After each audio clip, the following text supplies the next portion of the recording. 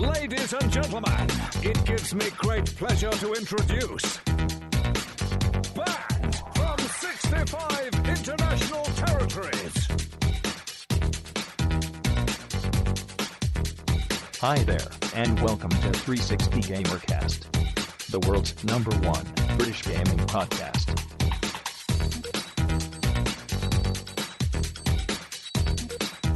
This is 360G.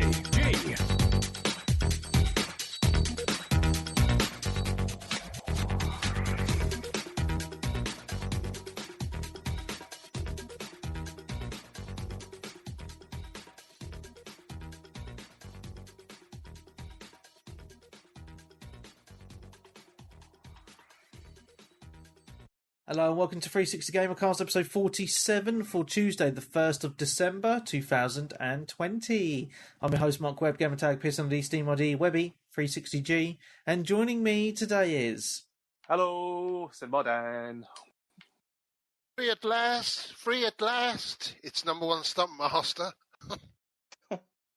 Since Switch. Hello everyone, we are expecting Colin and Peebs to come on once they finish their Call of Duty session. There's no commitment from them two, is there? No. Well, there we go. Nothing, I don't expect anything less from them two, do we? Anyway, how have we all been this week? Busy week? Yeah. As busy as can be in lockdown 2.0. Busy gaming? Maybe. Possibly. Yeah? Oh. Possibly. Yeah. Maybe. Well, there's. Shall we start with the news before we dig into everything else? Before the latecomers turn up, yeah. Yeah. Okay, so there isn't actually loads of news. I'll probably miss some, so if you've got anything extra, then feel free to chime in. Did you not get a jingle for it yet, your news? No, I'm not a sad, cheesy fucker like those other podcasts that have to do a jingle. Well, you've got a countdown at the start of this podcast for the Twitch channel. That was new, I noticed. Oh, that was just me streaming another YouTube channel with the timer on, mate. I thought you upgraded. So you're already pirating someone else's stuff then? No, because it's there for use. I googled countdown timer and it was like a YouTube countdown timer. I was like, oh, okay, I'll do that. What is it, the proper countdown? No, it's like I thought you would spend some of that's Patreon bucks, you know. No, mate, no. All like stacking up currently in your bank account. Yeah, I wish. I just had to buy a new monitor today. Oh, there goes the patrons' money. Yeah. So the patrons just bought me a new monitor today. Oh, that's a great start. That's a joke, by the way. But that's a bit of news to start off with, actually. So my monitor... You spent some more money again. Oh, I had to. Stunty. It's never ending in my world. My fucking chair broke the other week, so I had to buy a new chair. And now my monitor's actually been playing up for about 6 months. And last night was the final straw for me. I was playing COD with the guys. I'll go into a bit more about that later. But it was just the flickering was making my eyes hurt. I was like, right, I need a new monitor.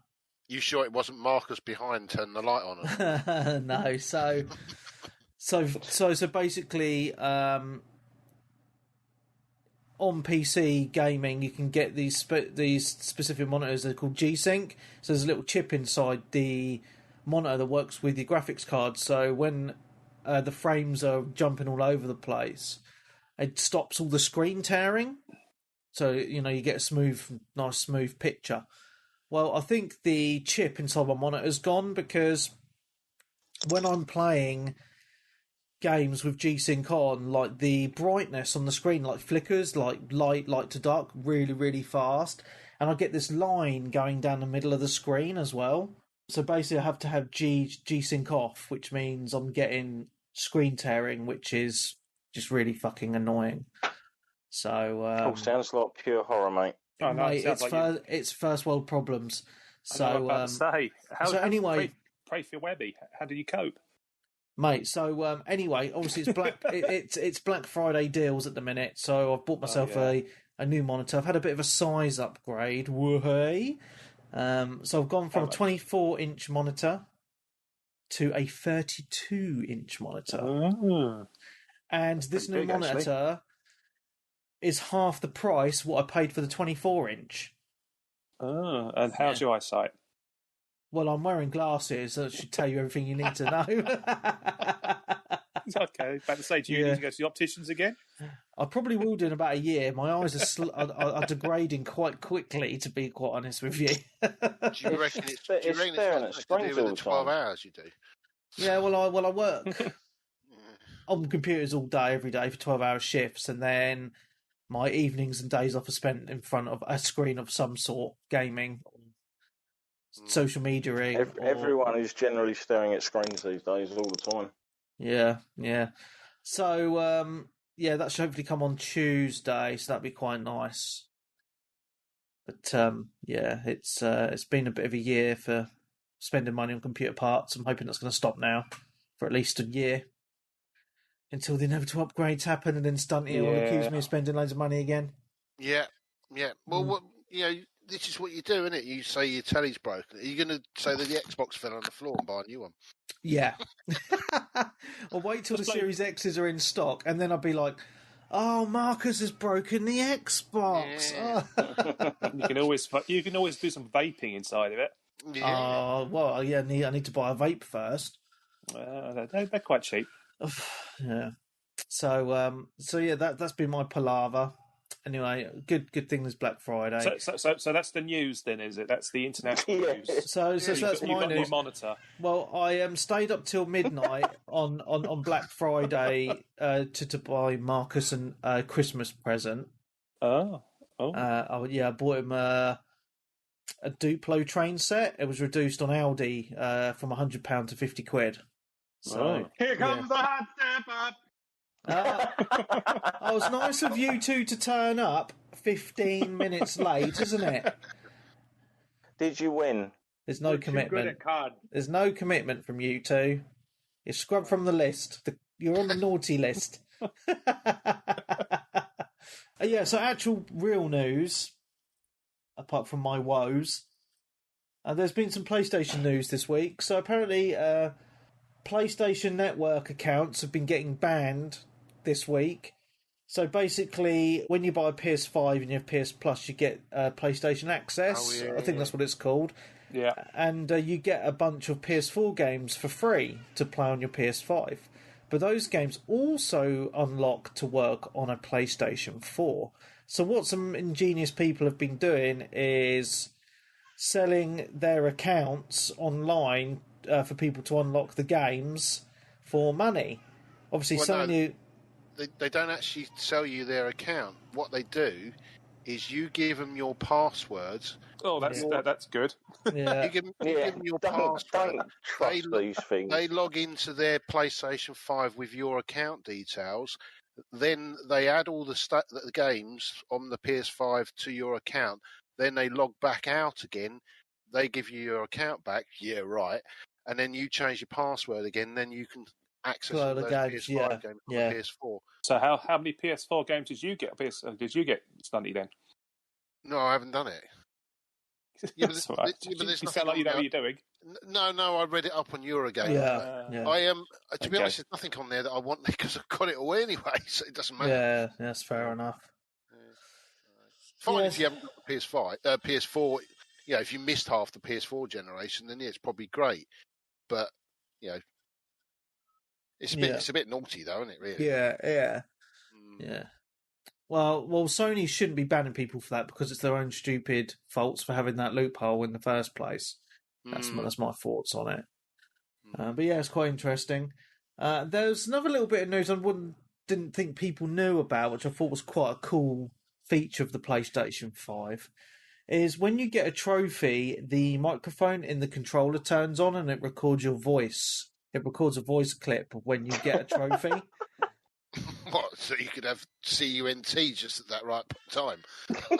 Yeah. So apparently it's like people have been putting trophy unlocks onto YouTube when they've been getting trophies on Demon Souls, and it's having their voice clips. And right. apparently it's quite funny. Yeah, I just thought that was quite. I think that's quite cool. Mm. And my last piece of news is about Assassin's Creed Valhalla. There has been an update this week, and it now can run at 60 frames per second on all next-gen consoles. So you get an option to run it in 30 frames per second sexy mode or performance mode with the graphics downgraded. Any chance of an update for Watchdogs? You got no chance in hell, Peebs. When it gets down to tenner, there'll be an update. Yeah. It's Not already in happy. the sale, wasn't it? Yeah, 32 quid or something. Yeah. Yeah, I I'm fired not off a tweet surprised. to Ubisoft UK, but they didn't reply. Yeah, it's because they know that all the mugs have spent the money on the game already, and that's it. It's crazy. Yeah. Like, it does make me laugh because Ubisoft are usually very, very good at supporting their games. Look at all the previous Assassin's Creed titles, the amount of updates they've had, Rainbow Six, Ghost Recon games. But then the Watchdogs, it's just nothing. I don't get it. I think there's a lot to work on, mate. That's what the issue is with that. The patch will come, but they've obviously got a lot to sort out. Yeah. It's just frustrating. People. Do you not think it's a bit odd that they brought out Watchdogs and then Assassin's Creed so close to each other? Not really. That's Ubisoft for you. Because I know Watchdogs has been delayed quite a few times. I think it was meant to come out at the beginning of the year. Right. Okay. Yeah. So that's actually the other thing as well. Yeah, delayed and then ending up in the kind of buggy state it was in. Yeah, I know. It's interesting. Well, if they're going to spend all this time taking out all the stuff that upsets all the wokes, then they've got a full-time job on their hands. Oh yeah, because they'll strip it right down. There'll be nothing left. Yeah, because they took out some of the in-game podcasts out, didn't they? Yeah. Really? Yeah, because I heard. Yeah, because the woman. Because, I mean, it's all pre-scripted for the game, but apparently in real life she has some strong views about something or other. I can't remember what. But these views were put online before she was even hired for Ubisoft, and then a load of people on Twitter made a fuss, and then they've taken her out, sections out of the game. But I suppose she doesn't really care because she's been paid for it, so it's just odd, isn't it? But yeah, Peebs, I know what you're saying. They're spending all that time doing that stuff. Whereas they should be fixing the damn game. 100% agree with you. Yeah. Because I left it. Obviously, last time I was on, I was telling you about it. I left it for a good 2 or 3 weeks, hoping there'd be an update for it. Put it on again the other day, and it lets you play about 20 minutes before it just crashes again and freezes and makes that juddering sound. Yeah. And it's not my Xbox; it's the game because it doesn't. I'll play every other game fine. So it's definitely the game. Yeah. Yeah, it's 100% the game because, as I say, like I had a lot of issues with it on the PC as well, and a few other people I've spoken to on Twitter and Facebook have said that they've had issues with it on the Xbox as well. Yeah. So yeah, it's just a shame really that it's come to that. To be honest. Any other news from anyone else? The only thing I did see that's been kicking off this week, I did put a tweet out on it, and then I did notice that it was not my tweet, but it was picked up anyway by Eurogamer, is that there's people selling PlayStation 5 photos. Yes. Yes. Oh, my God. I saw this beginning of the week, because I just went on eBay, because I saw quite a few Facebook listings for PlayStation 5s, and they were like 800 quid. Well, 850 actually. Yeah. I thought, bloody hell, is that what they're selling for? So I quickly looked on eBay, and it was like, I just went on there, and the first page, I looked at it, I thought, Sony PlayStation Image, and it was up to £430. I was like, what? That says Image. And then when you actually go in the listing, the way he's worded it is in a way to say that you will only receive an image of the PlayStation 5. There is even listings on there that I saw, you will receive an empty box. No Yeah. PlayStation 5 inside. Yeah, it's- Empty box. But this wasn't even just the PlayStation 5 box. This is the box that the PlayStation 5 was put in. Oh my god. Wait. God. How are you guys not advocates for the death penalty with stuff like this? Honestly, Oh, Yeah, that is so wrong on all levels because people like us probably wouldn't fall for it. It'll be panic parents who don't really know about video games, Yeah. panic buying for Christmas, and it's just totally morally wrong, and it needs Yeah. to be stamped out. Well, the whole With the scalping in general Drunk is and quartered. well, the whole scalping. Harsh. Well, the whole scalping thing in general Medieval on 'em, man. has been in the news a lot this week, hasn't it? Because there was a thing in the news I saw that scalpers have more PS5s than stores, which is not. Boss PS5 Yeah. for fucking curries. Yeah. Lol. But apparently, bastards. a lot of scalpers are now panicking because no one is paying their silly prices for the consoles. Good. It's way too high. Like, you could imagine if it was like 50 quid over RRP, Yeah. 100 at most. Yeah, But past that, you're like, nah, mate, yeah, because it's not worth it. Because when I look on Facebook Marketplace, they're £1,000. Right? How the fuck? Who's buying them for £1,000? Well, I think I saw today someone put a tweet out. It's could be just made up or whatever, but I'm sure I saw a tweet saying like CEX are paying Yeah. 650 quid for Yeah. PS5s. Yeah. That's they're just paying. silly. That's silly. Right. The people And then they're selling them on at about 800. Yeah, the people they're getting though is the people that have actually basically got credit. I mean, I have credit with CX. It's not that amount, I must admit. And even if I did, I have think that it was amount, cash or credit. That was the funny thing. All right. Okay. Well. It's crazy. That's crazy because I knew that they were buying the Xbox Series X's for $550. But yeah, it's just disgusting. But then the main problem is it's the people buying them, because if people weren't buying them for those prices, there would be no market. I don't think they are. I think the whole combination of the photos on eBay plus all the high prices and news of scalpers getting stung, people aren't buying them. Who can afford it? I mean, there's tons of people out of work at the moment on furlough. You know, times are tough. Yep. You know, and I mean, if you think your second job is basically doubling the price of something someone really, really wants, or nicking it, you know, from the job you do out of your fucking Amazon delivery. Yeah. It's a sign of the times. It's the free market gone crazy. Yeah. So did you see the one? You know the bloke that nicked the PlayStation 5 from the? He worked for Amazon. Yeah. He nicked the PlayStation 5, and the mum goes, and he lost his job. The guy did, and she goes, "Oh well, it could have been worse. It's like, you know, he didn't get." He just lost his job. That was it. He didn't get taken to court. Didn't get nothing. So if he's quite capable of going out there and just sort of like in his own, you know, you got to think you're delivering something, and you think, oh fuck it, I don't want to deliver that. I'll keep that for myself. Yeah. That's the start of a not a great path in life, is it? That's a slippery slope, because when if you get away with it. Yeah. Then what happens? You think, well, I can try this now, can't I? Because I got away with that. Did you guys hear of the weird rule in San Francisco that was brought out like about a year or so back, where shopkeepers in a certain area of San Francisco aren't allowed to prosecute unless over a certain amount of value of goods have been stolen? That's redonk. So people were just walking into shops and loading up with under the value and just sauntering off because like the shop won't prosecute and the cops won't do nothing. That's insane. That is insane. Some shoplifters must be good at maths. I have heard here. That's the same over here. I was reading something the other day on Facebook actually, and that was saying that if you go to it's not small claims, something or other in this country, if it's under £1,000, they won't do fuck all. Really? Bloody Yeah. hell. Yeah, it's got really. Well, it's just no wonder people are out there thieving stuff these days, isn't it? Yeah, I might try it myself, mate, see if I can get away with it. Yeah. Yeah, right. Where did you live, Darren? I hear there's a guy who's got a Series X and a PS5 in his house. And he's got quite a physical collection of games. I know, yeah. The anime dolls.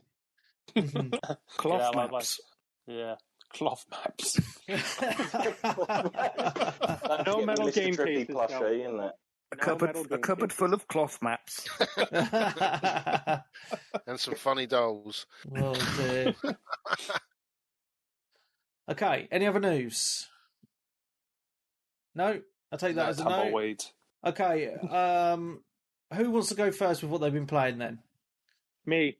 All I've been playing is Warzone. It's epic and amazing. And that's me done. Brilliant. I've actually got something I want to... tales of Daring Do. Yeah, because we had a game yesterday and we won, didn't we, Colin? Yes, we did. What? Sorry, I was just going to say, what's all this about you now cheating on Warzone then, Webby?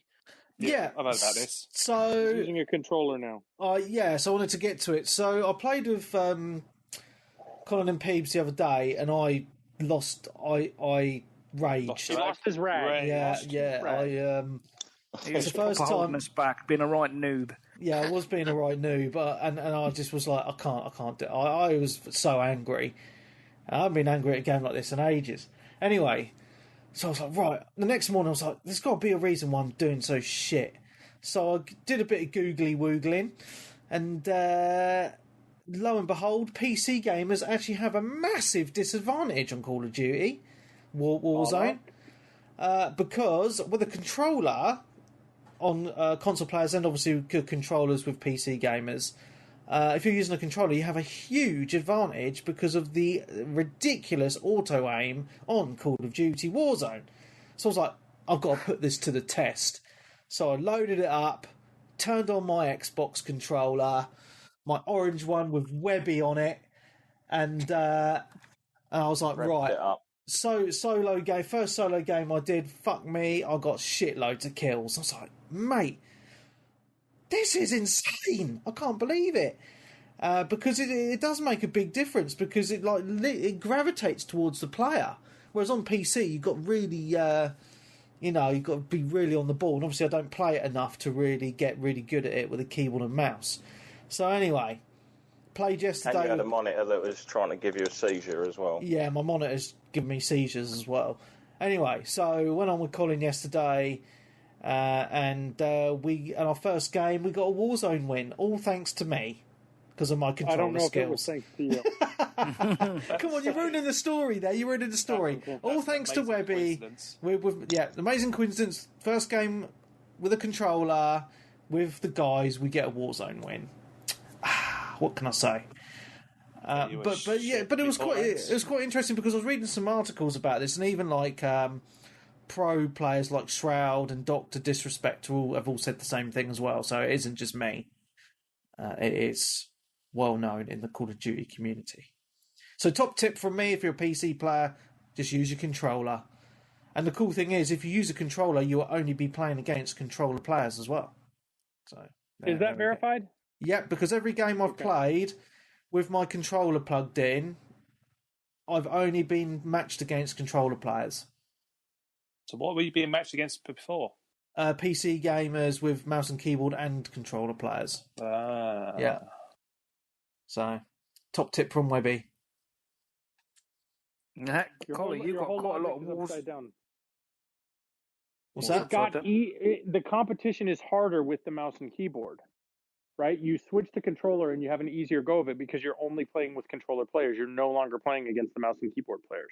Well, there's that, but also I'm finding it easier with the controller to just kill people. To be honest, I'm getting more kills with the controller. It's the old familiarity, isn't it? All them years of Halo and stuff.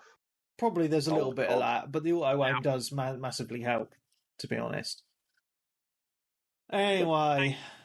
Thank you for noticing, Peebs. Yes, I'm coming up on 70 wins. I was going to say, last time I looked, you had over 60. I think I've got 20, but we're pretty good. Well, Colin's probably the best. Yeah. In the community. Rohan's good. Rohan's pretty good. Mr. Blonde has his days. Yeah. But we're still having fun on it. It's still, as you know, it's my go-to game. We still have a laugh on it. And the banter's why it's so fun. Yeah, exactly. And the season pass ended a couple of days ago. I was expecting the new one to come because it normally drops straight away. But it's saying on the actual game, it's I think about 10 days left. till the new one drops. So I think I read somewhere that there's going to be sort of an update and hopefully a map change. They're going to integrate some more of the Black Ops stuff into it, I think. That's why they're holding off on the Battle Pass. So hopefully still going to have plenty more legs in it yet. Indeed. The only other thing, I don't know if I've been on since I finished Ghost of Tsushima, but I have finished Ghost of Tsushima several weeks ago. Hey. I really enjoyed the game, but it just got very samey and sloggy to the end. I didn't think the story was super compelling. To me, the combat and the map unlocks are what's, compelling about it. And I don't know if I can spoil this, but I'll just speak in vague terms. There was a component of the story that never really resonated with me. It presents itself between if you kill people with stealth, you're dishonorable, versus calling them out and fighting out in the open, man to man, without using kind of sneaky stealth or underhanded kill methods. And that whole dynamic of, are you going to be honorable and fight someone to their face versus sneak around and kill them on the sly. It's presented in such a way that I feel like you should have a choice, and you aren't given a choice. There are missions. You have to fight stealthily, and so I felt a little bit conflicted about that. That it tried to be an RPG, and it tried to tell the story in a way that you have to deal with these consequences of your decisions, but you were given no agency and no ability to. Yeah, because then the end of the game wouldn't make sense if you hadn't done at least some sneaky. Yeah, that makes sense. So yeah. So overall, it's like an A- game to me. It's not a top tier S rank title or anything like that, but it certainly enjoyable, and I'm glad I played it. And Sucker Punch did a great job. The graphics are amazing. It's probably one of the most beautiful games I've ever played. Graphically, it is beautiful. The color palettes they use, and it's stylized. Yep. Scenery is very very pristine and beautiful. The thing that frustrates me is it's not been nominated for many Game of the Year awards. Obviously, it's not going to win any Game of the Year awards. But then Last of Us 2 is going to take it all? Well, it already has in one of the Game of the Year awards, and it will in the one in December. You can just see that coming. But games that come out in November and December don't get nominated for Game of the Year awards.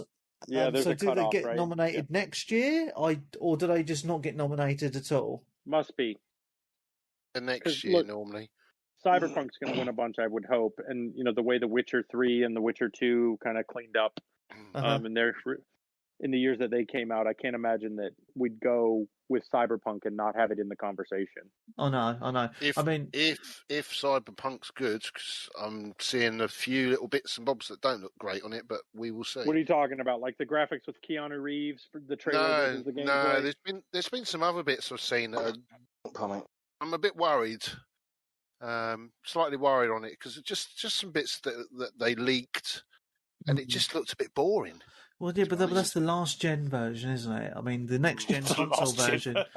Well, the next gen. Yeah, the last gen console looks a bit boring. Yeah, but if it's a bad game, it's a bad game, regardless of what gen it is. So if it's a ray tracing, it doesn't make it fucking better. No, but all the all the previews are saying good things. All the reviewers have had 50 hours plus time with it now, and apparently it takes about 6 hours before it actually gets going, though. So you've got to get through the first 6 hours. No skim to the end. Well, I said it was 6 hours before you get the title screen. That's what I was told. Wow! Oh bloody hell! That's awesome. 200-hour game. That'll keep us going all year. But the thing with the console version, though, Stunty, is the actual next-gen console version isn't out till next year. So if you've got a next-gen system, you'll be playing the PS4 or the Xbox One X version until the new one comes out. And I'm not sure when that's actually out next year, to be honest. I think it's supposed to be about the first quarter, isn't it, or something? Yeah. What I was seeing, which wasn't great, wasn't to do with graphics. It was more to do with what you were doing in the game. There was a lot of walking about. So excellent. Love a bit of walking. Yeah. Walking. Everyone moaned about that on Death Stranding, but I enjoyed it. So it probably that was more like a fetch quest, wasn't it? To be honest. Yeah. Well, a walkathon, and you've got to make sure you don't fall off. It's like a puzzle game. It's like Jenga. Yeah, it's definitely Jenga with the gear you had on the back. I started Ghost of Tsushima as well, actually. Nice. What are you Oh, thinking? nice. Yeah, I only started it yesterday because I picked it up in Argus for 34 quid. That was quite good, I thought. Yeah, that's It's good. in sale on the Black Friday sale because it's been holding. This game's held its price for a while. I've noticed that PS4 games bloody hold their price for quite a while. Yeah, I'm loving it. It was never really my cup of tea to play this. It was something about it I just didn't really, wasn't engaged. But yeah, I'm enjoying it so far. The only gripe I've got is I'm not a fan of the way it puts the wind of where you've got to go because I always seem to go the wrong way. Oh, that's just you being a Noobenstein, isn't it? Probably, yeah, probably is just me being a Neubenstein. But no, it's good. It's yeah, it's good so far. But I'm probably only done 2 hours of the game. So, but yeah, I like the character, and that's the main thing. If you get a good character, it makes you get involved. So yeah, it's good. So, cool. Yep. Who's next then? Oh, it's was it? Do you want me to go? Yeah, man. Yeah, go for it. Might as well. Right, okay. Well, I started that. I did finish Horizon Zero Dawn. Oh, how did you enjoy it? Yeah, I thought it was brilliant. Loved it. I'm got up to level 40 at the moment. I think it was 33 hours it took me to do the main game. And I have started the DLC, which was Frozen Wilds. I started that, did a bit of that. Still loving it. I actually just wanted to have a little break from it so I could, because I got Ghost of Tsushima. So I thought I'd give it a little break and I'll probably go back and try and finish all the DLC and try and see if I can mop up some more of the bits and see if I can get a platinum on it. But no, loved it. It's brilliant, brilliant, brilliant game. There is parts of the game where you might think, well, I feel like I'm doing the same thing over and over again. But then what games aren't? You come up. But for me, what I loved about it the most was when you come up against a big, like a big robot, and the way you can take it down and destroy it. Now I've got quite high leveled on this, but I also picked up the special armor as well, which it's not a cheat because you can still die, but basically you can pick up a certain level armor set, which gives you extra health, extra powers, as in like when you get attacked, you won't just die or your health goes down. You've got to keep using a health potion, something like that, to get your health back. This just regenerates itself within, I think it's about 5 to 10 seconds.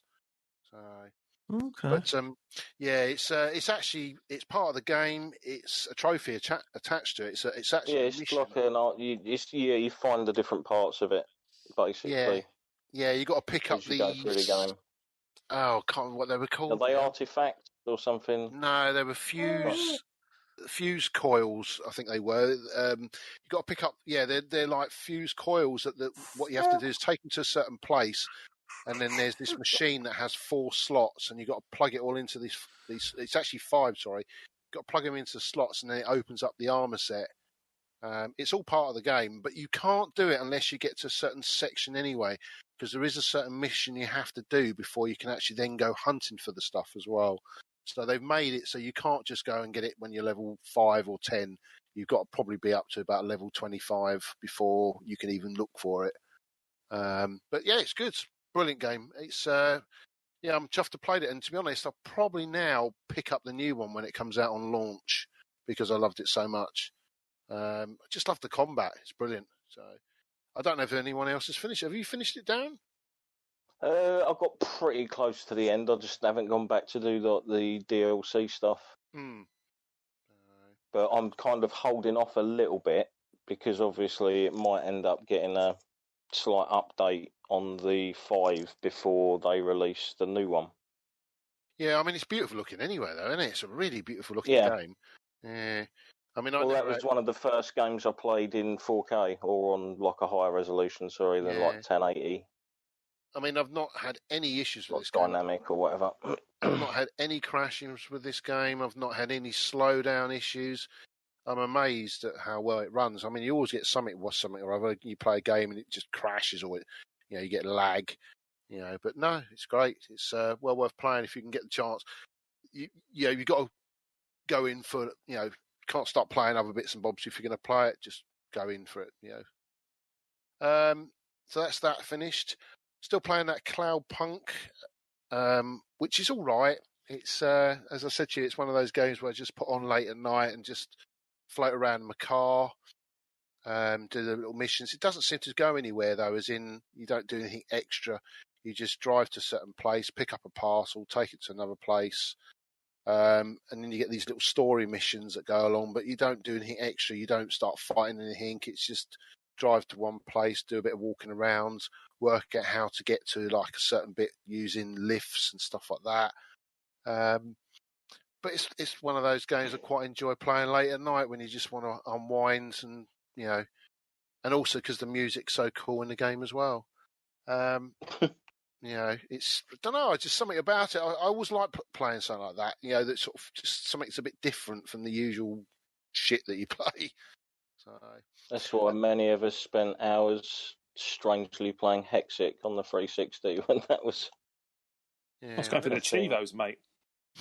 Yeah, Chivos, the weird music. Yeah, this is quite good for trophies and probably achievements on Xbox as well. So, what else I played?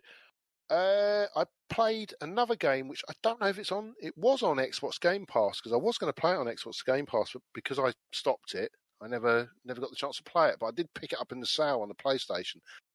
Ashen. Anyone heard of it? No, I've heard of it. What a game!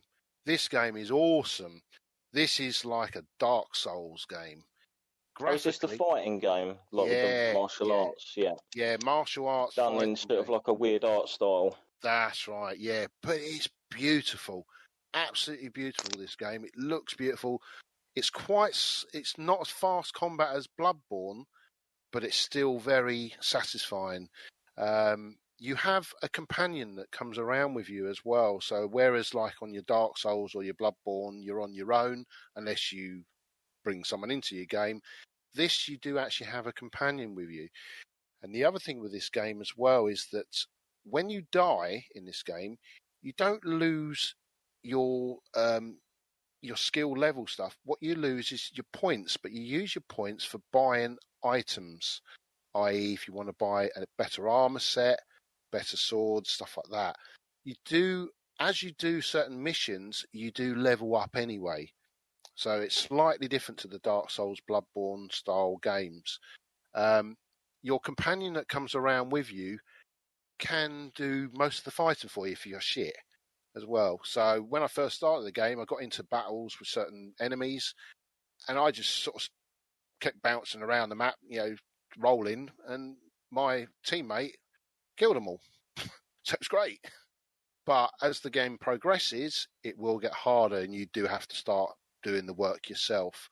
Your teammate can revive you as well if you go down, depending how far away they are from you. If they're quite far away from you, or if you've gone down a rock edge to another section, they can't revive you. So then you're going to have to just kill yourself and then go back to the checkpoint system. It's a beautiful looking game. I'm trying to think what else there is. You do get boss battles, like the normal Bloodborne, Dark Souls style games. The way it's done, that's different is there is quests that you can do. So it's whereas in Dark Souls you don't really know what you're doing, you just go from one place to another place, don't you? On this you do have a quest, so it's like I don't know, I can't remember his name. One of the characters says, "Oh, can you go over there and pick up this thing for me?" You know, like a fetch quest, and you go and do it. It gives you a marker on the map, and you've just got to work out how to get there. So, probably played 6-7 hours of it, but I'm loving it so far. Really good game. As I say, it's a lot slower combat than your Bloodborne, but it's probably, I'd say, about the same as Dark Souls, you know, that style. Any questions? This is what Webby's got on the Twitch thing. Yeah. Yeah, so the art style looks a bit weird. Yeah, I was going to say, you said it looks beautiful. Isn't it kind of like Journey-ish? Yeah, it's different. I like it. I think it's absolute kind of that kind of type of.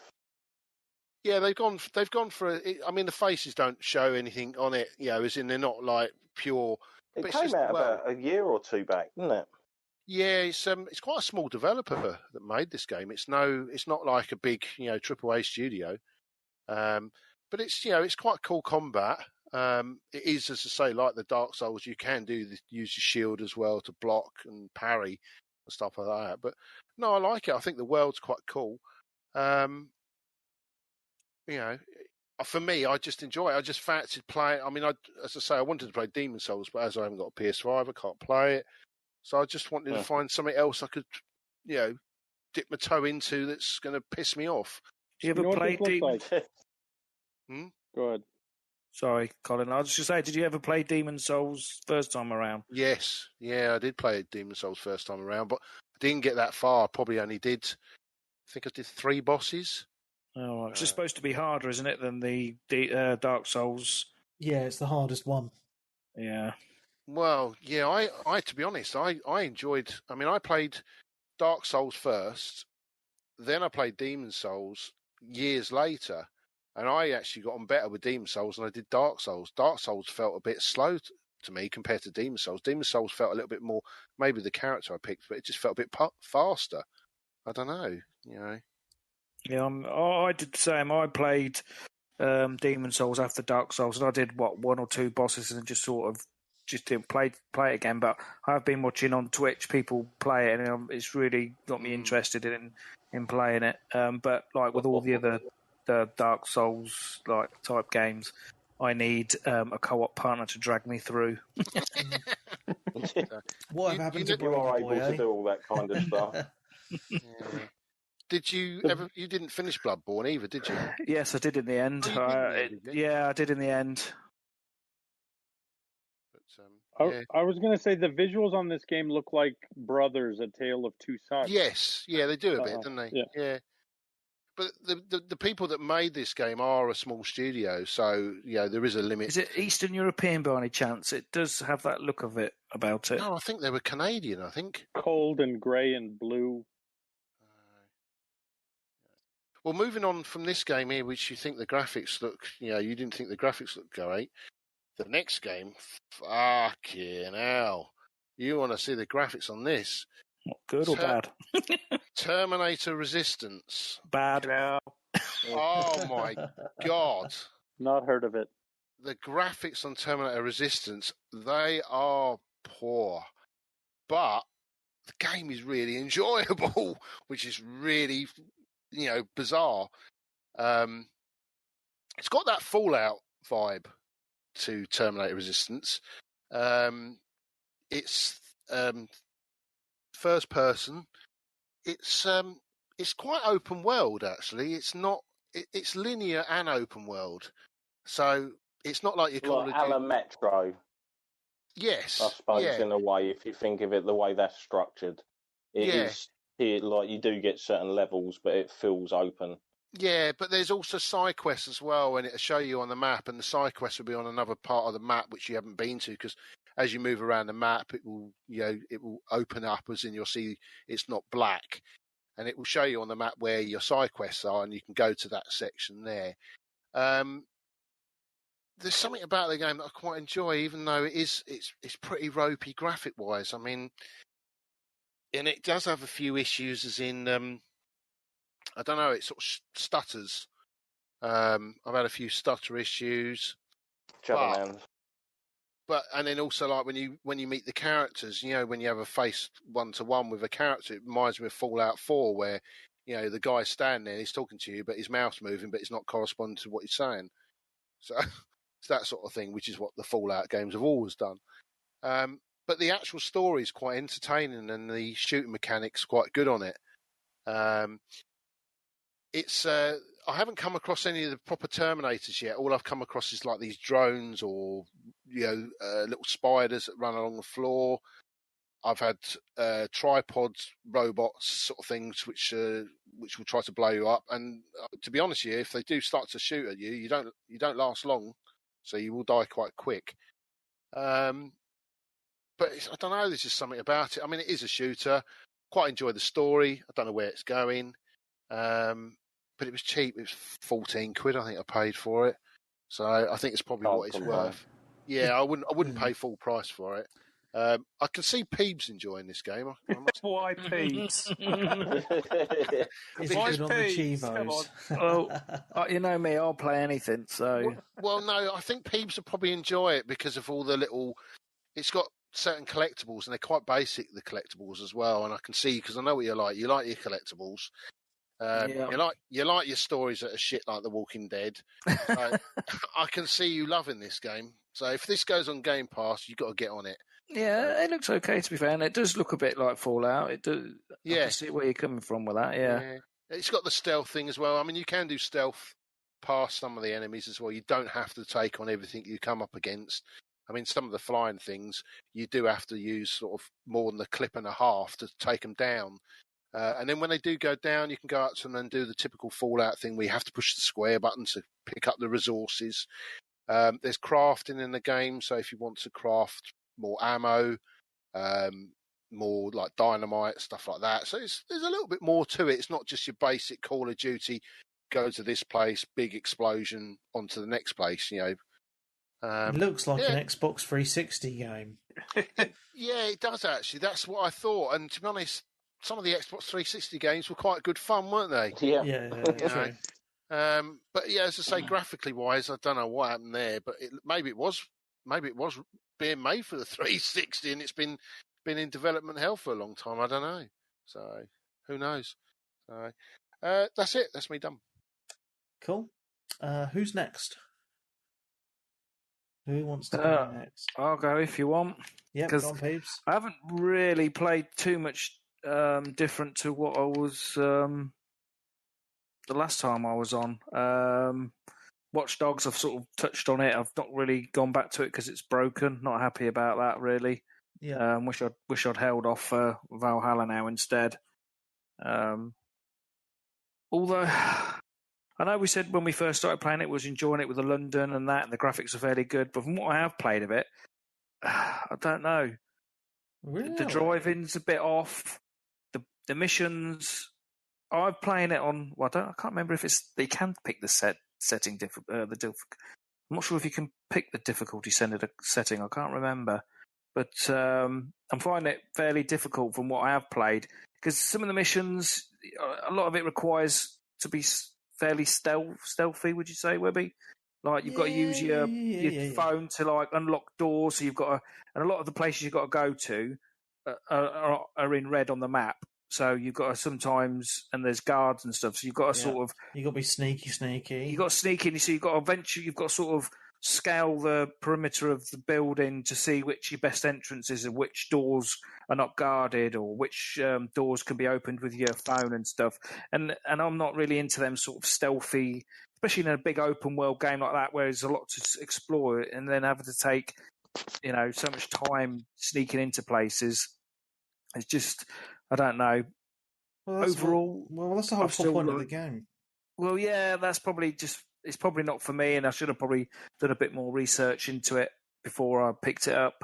I haven't played Watch Dogs 2. I played Watch Dogs 1, but only played it for a couple of hours. Didn't play it again. Always meant to go back to it. What I did play of it, I've quite enjoyed, but not enough to really want to go back to it. Watch Dogs, I think I just got caught up in the hype with it being London, a new sort of shiny new game. It was open world. I love open world games. And my argument is, with this open world game being pretty much broken, you don't really get it with Grand Theft Auto or Red Dead, the Rockstar open world games. Do you remember them? I mean, the online was broken, granted, with GTA, but you don't really get the bugs in them. And, they're just so much done so much better. More polished, aren't they? Yeah, and I just think with Rockstar they just will not release it until they're really, really happy with it. And sometimes these other developers just get it out, we'll fix it later, and then sometimes don't fix them at all. But I think, like Switch says, I think they will patch Watch Dogs at some point. Just don't know how long it'll be. And I've lost money on that game because the plan was bash it out. I would have had that bashed out by now and sold on. now it's already in the sale for black. I think it was 35 quid in the black sale, weren't it? And I paid 50, and I can't even finish it because it's broke. Yeah, so I'm not happy. They were doing it for $29.99 online digital on the Xbox store. That's what I mean. I've truly been burnt with that game. Yeah, it's standard Ubisoft, isn't it? Let's be honest. Yeah. Go on, Colin, you say it. Ubi shite? Yay. On cue. Yeah. Yeah, it's a shame, really, because it potentially could have been, up there with Game of the Year, really. I mean, I really enjoyed it. I had bugs where it crashed my computer and I had to restart missions a few times. But your PC, right? Yeah. But I still managed to finish it. I really liked it. I love the setting. I love the world. I thought the graphics are pretty decent, to be honest. But I'm glad it's the done. graphics are done. The cars are well done. The radio stations, the music, even like the news stations, they're quite interested in listening to it and stuff. So the potential was there to be a real but they didn't polish AAA. it, as you say. Yeah, and then you compare this to Assassin's Creed. I've had a couple of small bugs on it, but it's pretty solid game, to be honest. Yeah, I had it lock up my Xbox Series X today. Oh, really? Yeah, first time it's happened though, but it did. When you mean locked up, you just turn it off and turn it back on again, or? Well, yeah, sometimes like when you get a hard crash on most games nowadays, it just quits to the dashboard and says like an error has occurred or whatever. But no, it's just hard, the noise it kind of makes when it's. Yeah, well, that's it. Like to power it off. Great. That's what Watchdogs is doing. Every you put it in, you get 20 minutes gameplay. And I was trying to. Last time I put it on, I was like, right, I'm getting back into this game now. Right, let's and then before you just like, oh, for God's sake! And then he did a switch and got it out and snapped the flipping disc. That's horrible. That's a shame. Frisbeed it across the room. There's no excuse for that. There really no, because like if I can't complete it, even if I go and try and sell it now, I'm going to get 10, 15 quid for it. Yeah, it's pointless, mate. Packet of crisps and a can of Coke, mate. Yeah. Oh, well. Also, I noticed. Just happened to notice when I was flicking through my games that Hunt Down was getting an update, and I thought that's a bit strange. That's a fairly oldish game now. There's no online to it, so I thought that's a bit odd. Yeah, Hunt Down. Do you remember I said about it on a podcast a while back? It's like set in the 80s, and you're a bounty hunter. Really scroll and shoot them. Yeah, it was really hard, but it's really, really good. I just like the art style, I like the music, because it's set in the 80s with all the neon lights and stuff. Synth music and stuff. Yeah, it's really good. And I thought, why are they updating that? That's a bit strange. Anyway, so I thought, well, let's have a look at it. So I put it on, and what they've done, they've took away the lives and continues. You can just carry on playing it now, which is how. So I've actually completed it now because I couldn't complete it. I was stuck on the end boss and just could not kill it. Because obviously you only had your 3 lives and then 3 continues, like old school. But now you can just carry on playing until, when I killed the end boss, I died 32 times. It tells you. It tells you stats. But it's still really a good game, and you can play couch co-op on it. It's just a shame it hasn't got online co-op, which would have been really good.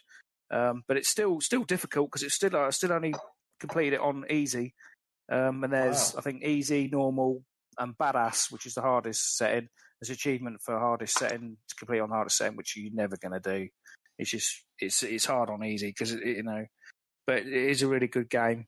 I really enjoy it. It's the Artex wall setting. Yeah. Yeah, I picked this up because of you, and I played it once and never played it again. Because I thought it was too hard.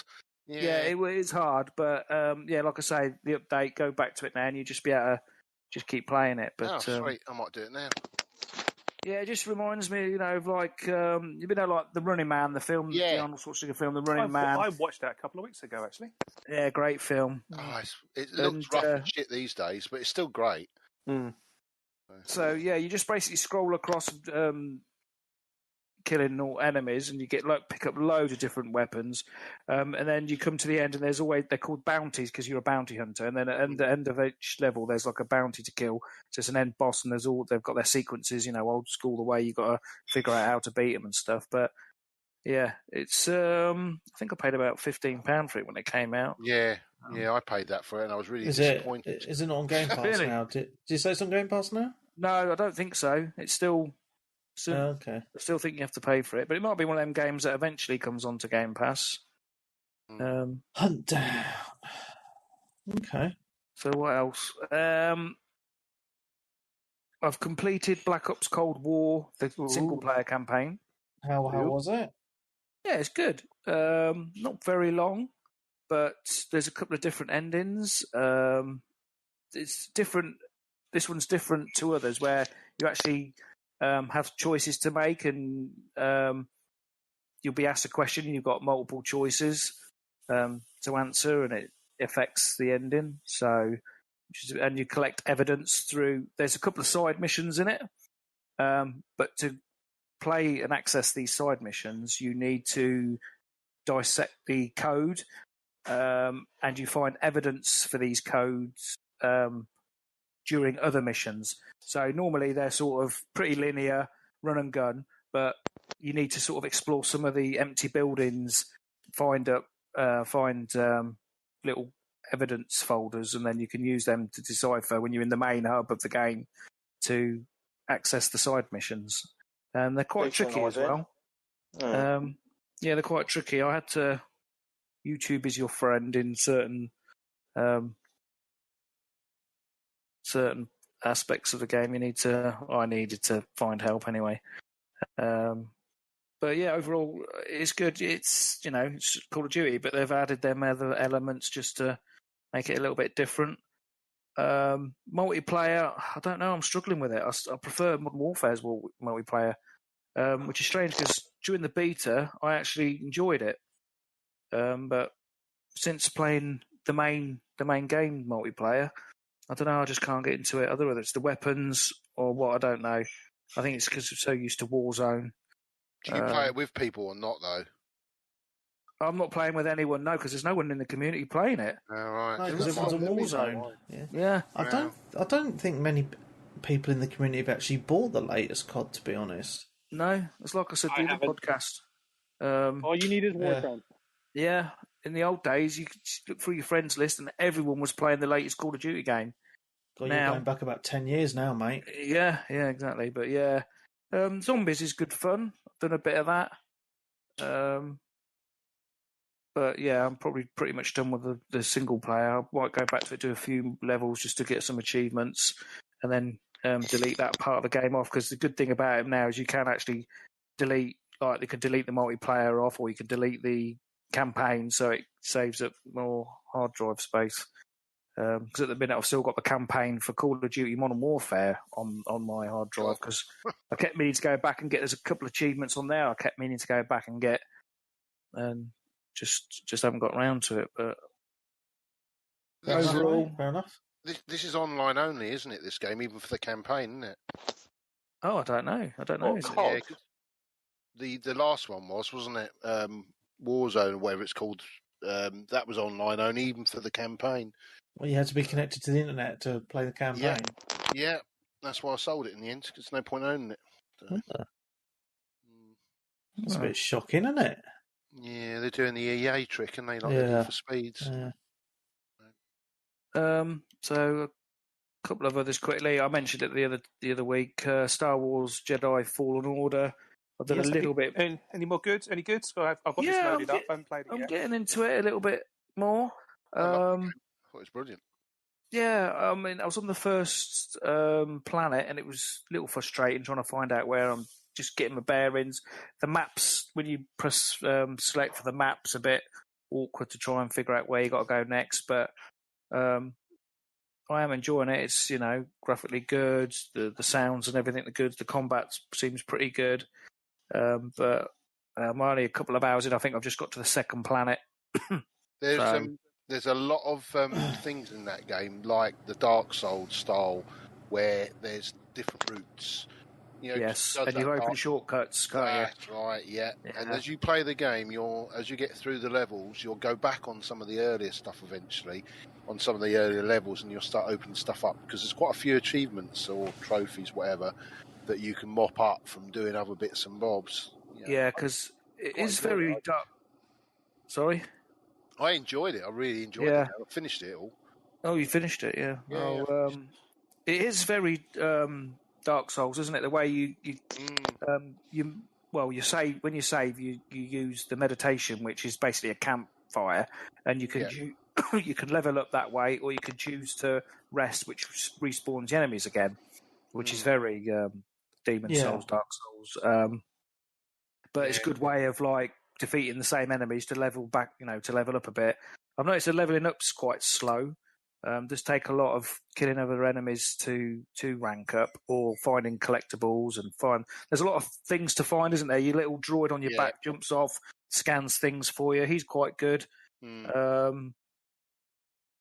I've run into a couple of like little mini bosses that I found quite difficult, but you can actually choose to leave them, and then, like you say, go off and do other bits, level up and go back to them type thing.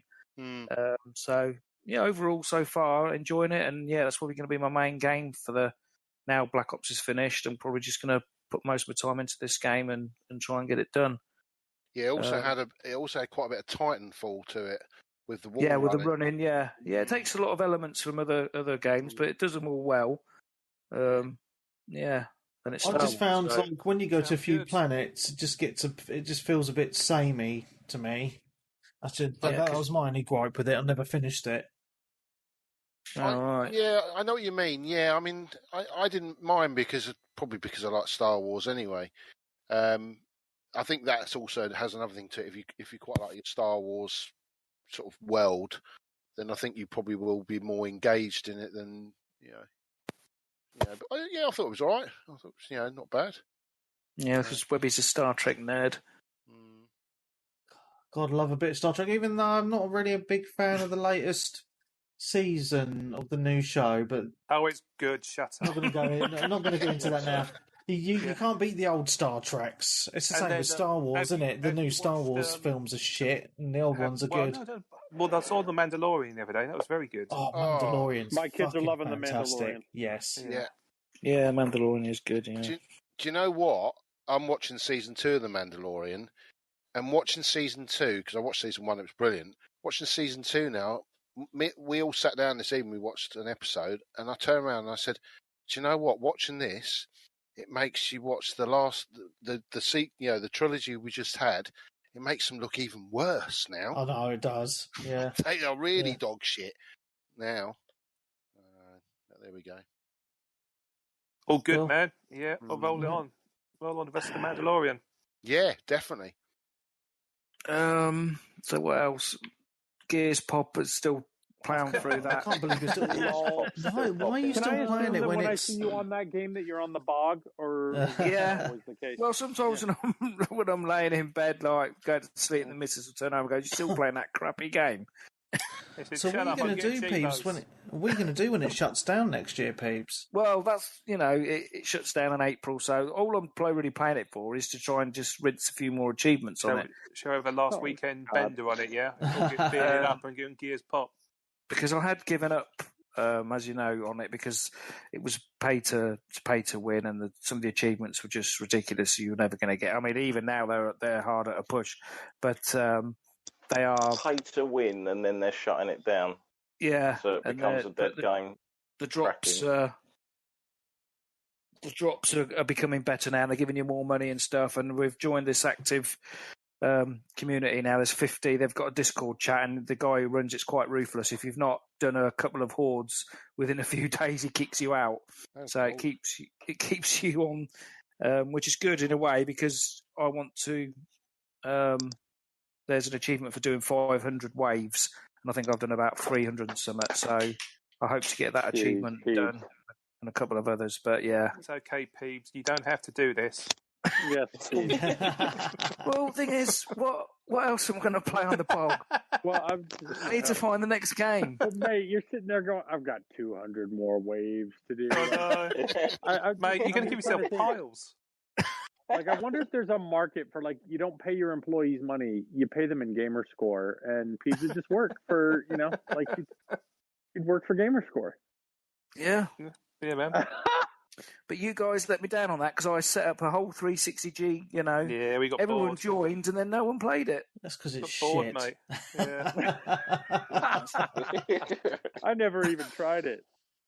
Collie, I reckon you'd like it. You used to play that bloody other stupid game. What was the one game? Hero Academy, best Yeah. game ever. That game, you was the same like with this one. Every week you'd come on and say, "Oh, that's all I've played." Mobile game. Yeah. Right.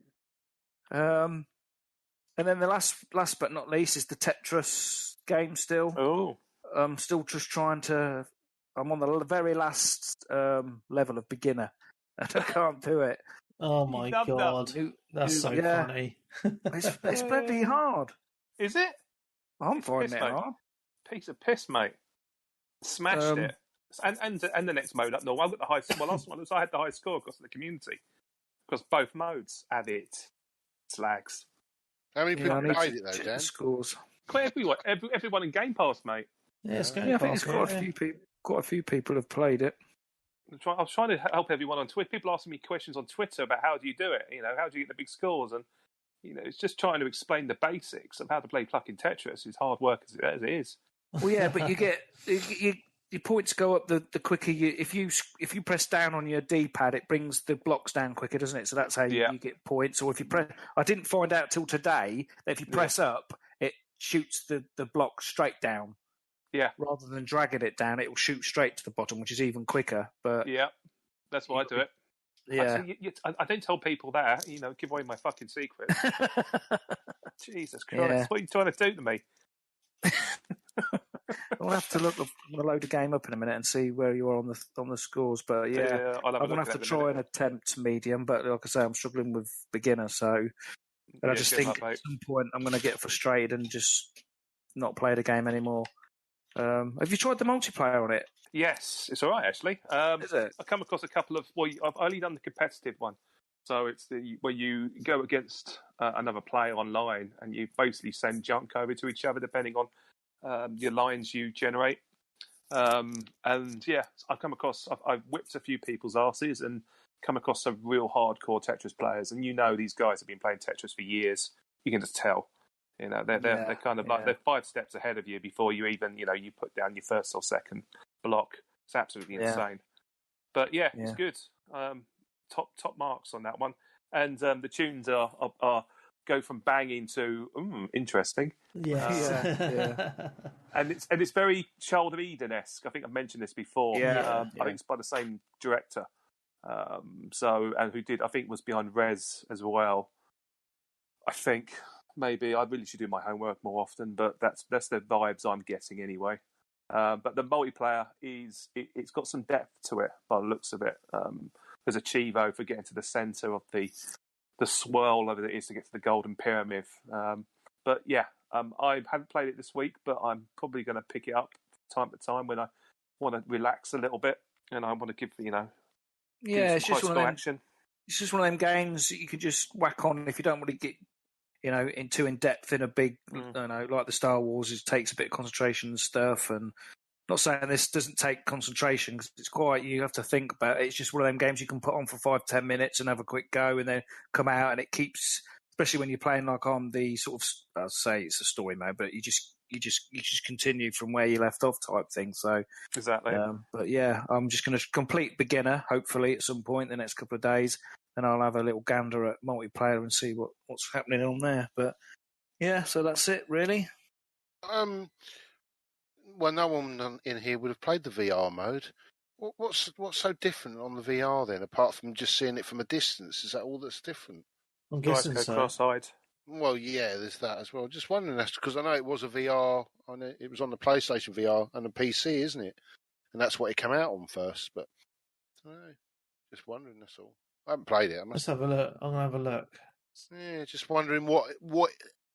There must be something different. No, it's exactly the same. It's just in VR. Mm-hmm. Yeah, I'm looking at it now. Video. You can just see the head bobble and all that. Yeah, I can imagine that'd be quite immersive actually. But yeah, meh. Is that it, Peebs, you say? Yeah, that's it, mate, yeah. Who's next? I can talk if you want. Go on. Yes. In time-old tradition, every single year at the end of November, America has Thanksgiving. And in Animal What Crossing, are they America have, thankful for? thankful for stuff for, I guess, the turkeys, I guess, because in Animal Crossing this year, on Thursday, it was Turkey Day. Ooh. And a turkey turned up to my island, and I had to go on a great big fetch quest for an hour and a half, finding him fucking bits of ingredients that weren't poultry-based, so he can make fucking dishes for everyone to stare at for half an hour. And I unlocked a load of stuff. Fun. That was Animal Crossing this week. And then next month, for Christmas Eve, we have Toy Day, obviously, which fits into lots of toys, I guess. So another fetch quest incoming, I bet. And I think a reindeer's turning up to give the presents out. I got my golden trout in Animal Crossing. Yay! Woohoo! Suffice to say, this is probably the most elusive fish you can catch in Animal Crossing. It only comes out between 4 p.m. and 9 a.m. daily. So when I've been podcasting the last couple of weeks or so, I've been catching bait and fucking fishing for this cunt. That's changed quickly. I thought he was nice a minute ago. Yeah. Oh man, I literally fished over 150 to 200 fucking times to get this fucking thing. Because you have to search for it for a particular place on your map. So I basically rejigged everything to find this river and put it at a certain elevation level, and then you either fish at the top at the highest point or at the foot of the waterfall from the highest point. So I was matching it from there. I caught so many fucking salmon, it's unbelievable. And then I think one tea time I was sat down and I thought, I'll give it a go. And I caught it within 5 goes, little fucker. So now I have a golden trout, and it was really uneventful and anticlimactic, but all good, yeah. That's all good. Other than that, that's Animal Crossing this week. Fun. I did some more Mario Kart 8 Deluxe, so I played some more of that online with randoms. Good fun, I guess. So when are we doing it next, guys? Come on. Don't know. Let's play right after the podcast. We're doing some Mario Kart after the poddy, or are we doing COD? Yeah, we could try. Depends what time we finish. I think Peebs would be upset because he hasn't got a Switch, has he? Oh yeah, that's true. Why have you not got a Switch, Peebs? I thought you had. Well, we had one in the house, but my sons took it to his flat with him because I never played it. To be fair, I bought it for them, not me. I don't think I'd play. If I had it here, I'd never play it anyway. I think I've played on it a couple of times. Just not for me. Fair enough. Okay. And then a bit more Hyrule Warriors Age of Calamity. That's picking up nicely. It's kind of like Breath of the Wild, but Lord of the Rings style, in the sense that there's a big fucking war going on. And I've now got all the Divine Beast pilots, so I'm about to... Oh, what's that noise? What's going on, Colin? You eating popcorn? About to say, someone's making a noise with something. And then I think the main game. Well, I think the main game I've been playing this week is Gears 5. I've seen you playing that quite a lot. I've been stalking. Yeah, I've been stalking you, Dan. That's all right, man. You're quite welcome to join. No. Fucker. I mean, you guys go on about COD all the time. I like Gears, I'm afraid. That's fair enough. This weekend they've done the Thanks Gibbling event, which is everyone's favourite. And you might have remembered it from the old Gears days, where it's I can't remember what gun it is. Shot. Yeah, I remember them. Yeah, it's like a boom shot, but you fire a chicken or a turkey out of it, and then they splat in fecal bird fecal matter, or I don't know. It's not blood, but yeah, it's basically. I've been playing that, and I did all the medals on that last night. Spent about 2-3 hours just bazookaing people. It was good fun. So I've been playing that quite a bit. Unlocked a few more bits. I started up the campaign again. I haven't really touched it much thereafter, but it does look good, the campaign, I have to say. I've got a clue what's going on. I'm going to clue what's going on with Gears since Gears 4. It's all gibberish as far as I'm concerned. Something about the Locust and now the Swarm, some kind of goo. Some Marcus kind of goo. Phoenix's kids in it. I don't know. Someone's having a flashback, and there's some robots in it now, and that's about it. But yeah, it's run and gun. It's good fun. But yeah, a couple other bits and bobs as I wrap up. Hot Shots Racing. They did some free DLC this week, so if you got Game Pass, give it a go. I think it's on Game Pass. You can pay. I didn't pay for it because I had it on the Switch. If you remember, this was the kind of the polygonal VR racing in the style of Ridge Racer, stroke Sega Rally, stroke Daytona game that we talked about a little while ago. It's good fun, and they've released a whole new set of courses for free of charge on it, which I rinsed and gold cupped in the space of half an hour quite quickly. So that's that done. And then I tried out River City Girls, which sounds like a softcore porno. It does. I thought this game looked really good. It is really good. Yeah. It's on Game Pass. It's done by Arc Systems. It's like Streets of Rage crossed with Spot Pilgrim, crossed with Mean Girls, crossed with, I don't know, side-scrolling beat 'em up, 2-player. Perked my interest. Yeah, you might unperk in a second. It's you play one or two high school girls and your boyfriends have been kidnapped, and then you have to basically break out of school, beating the living shit out of your classroom colleagues. But it's good fun. It feels different enough. It kind of unlocks mode it starts off pretty basic, but gradually you unlock moves as you rank up. It's got an element of RPGing in it, I guess.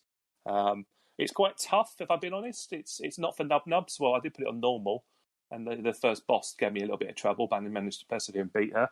But yeah, it's got a nice sense of humour.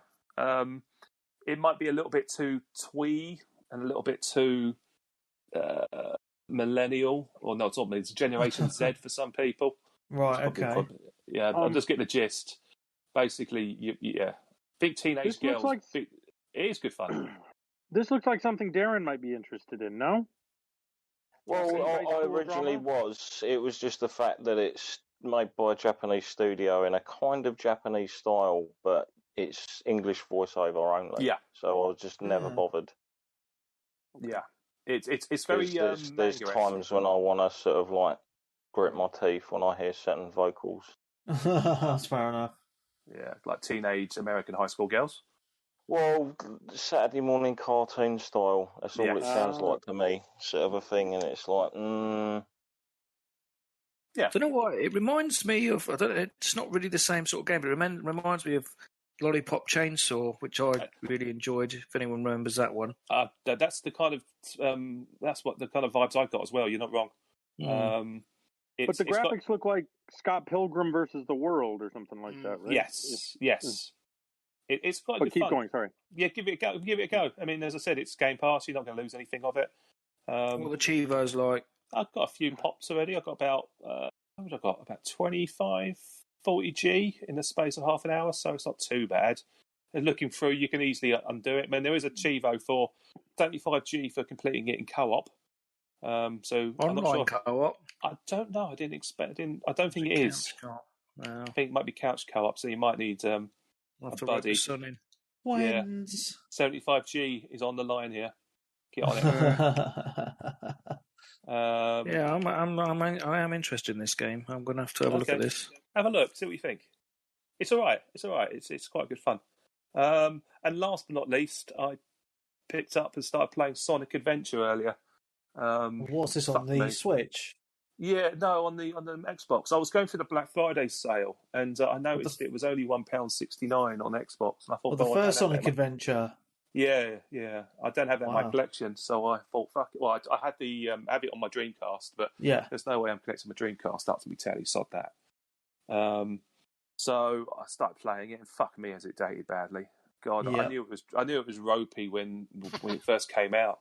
I remember it was a launch game for the Dreamcast, wasn't it? And it got a load of criticism back in the day, and looking at it now, it's like, fucking hell, it's like, people actually enjoyed this? Maybe, I don't know. I don't think I did. it's just okay. I'm gonna say it's fucking shit, but I've got these rose tinted spectacles about it being half decent, but it's not. It's bad. It's really bad, but it's a bit of nostalgia for £1.70 or £1.69.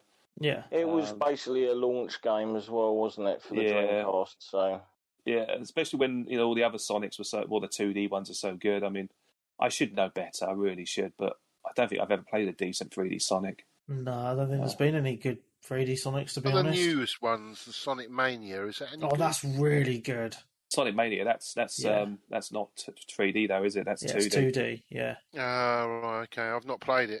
I know it's free with PS Plus, but I haven't even played it. Dude, it's brilliant. It makes you get. I mean, as you were saying with the City Girls, it's very Saturday morning kids TV. The 3D Sonics. But yeah, I'm watching the video right now. It's giving me a fucking headache. Oh right, yeah. I now know. Oh yeah, Sonic Adventure. I've just looked at the video. Yeah, that was garbage. That. It's I want to like. Oh no, that's like the one they released on the Xbox 360 that came out. What was that one called? That was like that as well. That was 3D. Sonic. Not Sonic Boom or whatever it was. I can't remember the name. Sonic. It was just called Sonic the Hedgehog, wasn't it? It was just called Sonic the Hedgehog. That was on the Xbox. That was dog shit as well. So. Why? I mean, it can't be too hard doing a 3D Sonic, can it? Well, no, but here's the thing: there's never been a fast. really good Sonic game, guys. Oh, fuck off. Oh, shut up, BP. You can tell who's a Nintendo fanboy as a kid. Yeah. Yep. Sonic 1 classic. Yeah, Green Sonic Hill 2, Zone. pretty good. Sonic 2, pretty good. Sonic 3, all right. Sonic and Knuckles, stretching it a a bit. Yeah. And then it all just went downhill from there. Pretty much. Yeah. Sonic CD's all right. Yeah, CD was all right, and then they bought the film out. Yeah. The film was just mate. The film. Yeah, the latest film was really good. Was it? Yeah, man. 5. I've got an allergy against Jim Carrey. I think he's awful. Jim Carrey's awesome. And it was just him hammering the fucking hamming it up throughout that film. It wasn't even funny. People laughing at that shit. Oh man. I found out today that Ace Ventura 3 is being considered for filming. I love Ace Ventura. It'd be good, but they just dig up these classic characters like years down the line, and it's just like not as. I mean, it's like Borat. Yes, as an example. He was all right in Dumb and Dumber, Dan. I remember that long time ago. Yeah, that's stretching way, way back though, Colin. You are literally going through the bargain basement now. 25 years ago. 25 years ago. He was the mask was all right. Yeah, the mask was good, but then that's because it had her in it. What's that? Yeah, Cameron Diaz. Oh, I mean, Jim Carrey stuff like Eternal Sunshine of the Spotless Mind was good. Yes, that was good. Yeah, that's probably the only film he did. Truman Show. The Joker. Did he play the Joker in one of the Batman? No, he was the Riddler. He was the Riddler. The Riddler, that's it. Riddler, yeah. I didn't like him. And that movie that was bad. And then the last one he was half decent was Man on the Moon, the Andy Kaufman biopic. That wasn't bad. But he can do serious, but anything he tries to be funny, he's not funny, mate. So, did you ever watch? Is it Dark Crimes or something that he's in? No, I didn't. What's that? Just this really film, macabre, dark film about like he plays a detective who's after someone, and it's just like pretty miserable. I don't know. Interesting performance from him because it's like not his usual slapstick comedy, but it's sort of like more of a. Was it a recent one? Was he? Because I know he's been a bit sad. Last 2 years, I think it was. Yeah, it sounds like he's been. Yeah, he's Is really he still doing all his bizarre Trump artwork on Twitter? He's doing Saturday Night Live a lot at the moment. He's doing an impersonation of Joe Biden, as far as I know. Oh, that's correct. Yeah, that's all. And I think that's me. I don't know what everyone's up to. It's lockdown, isn't it? Everyone's like up in the air about doing stuff. And I do know the next Sonic film's being prepped for filming next year. Brilliant. So buckle up. Is the new Sonic film better than the old Mario film with Bob Hoskins? God, yes. I think they're on the same level, mate. No, they're not. No. Yeah. They're basically designed for 12-year-olds, mate, and anyone who basically gleans any kind of, semblance of enjoyment out of them, whether it be... No, this shit, mate. Nah. They are making a Mario film now, aren't they? There's rumours, mate. I don't know. I really don't know. They've been trying to make loads of things. They can't get. Well, the truth is, video game movies, they're very hard to realise on the screen in any kind of sense. Well, there's a Resident Evil show coming to Netflix soon as well, isn't there? Yeah, I think so. Yeah. But we'll see how that pans out. Yeah.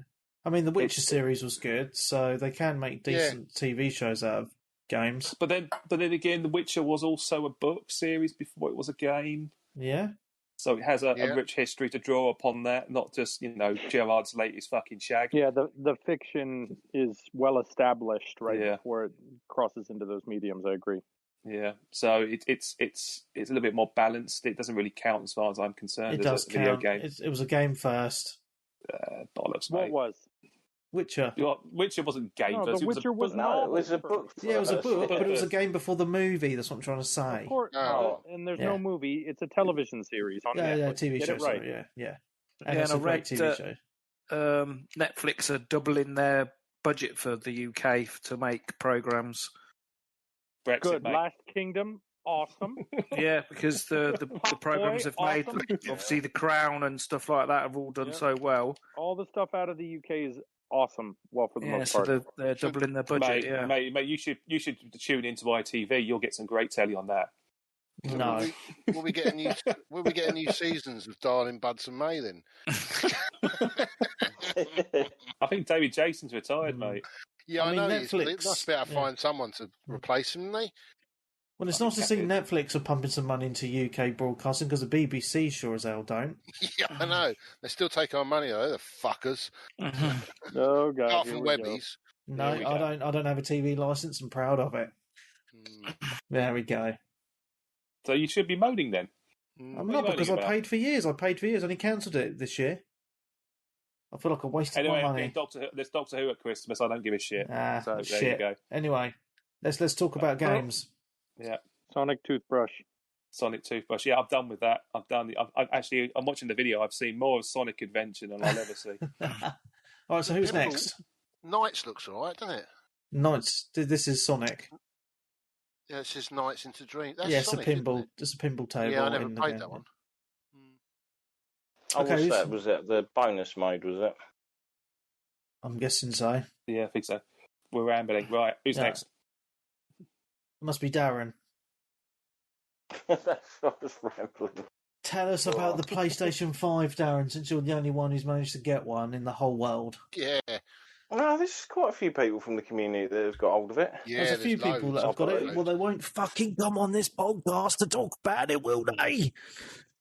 There's loads. Do you know what? All my friends... I'd say out of my friends list, probably half of my friends list have got PS5s. I'm really pissed off. Really? Yeah, it's like, they've all... Yeah, because when you're on the PS4 and you look down your friends list, it actually tells you if they're playing on the PS5, doesn't it? Yeah, but it doesn't do the icon thing. Got the icon, isn't it? Fuckers. I don't think it does it on the Xbox, though, does it? No, it doesn't. No, which is really annoying. No, because I was in bed the other night just scrolling through YouTube and stuff, as you do, and Gears Pop. I just thought, Gears Pop.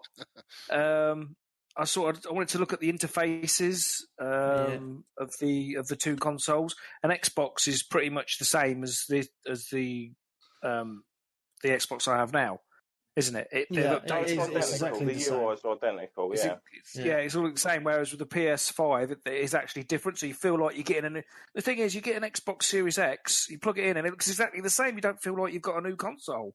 It's exactly what I was saying last week. I want a different dashboard. I want different features. I want loads more different features and things. And I just felt it looked like you got a bit more of that with the PS5. Do you not agree, Colin? Well, you're talking about a user interface, and you're saying just because the user interface is different means it's better. And I don't know if I agree with that. Right? Like, it should be about the games, not the dashboard.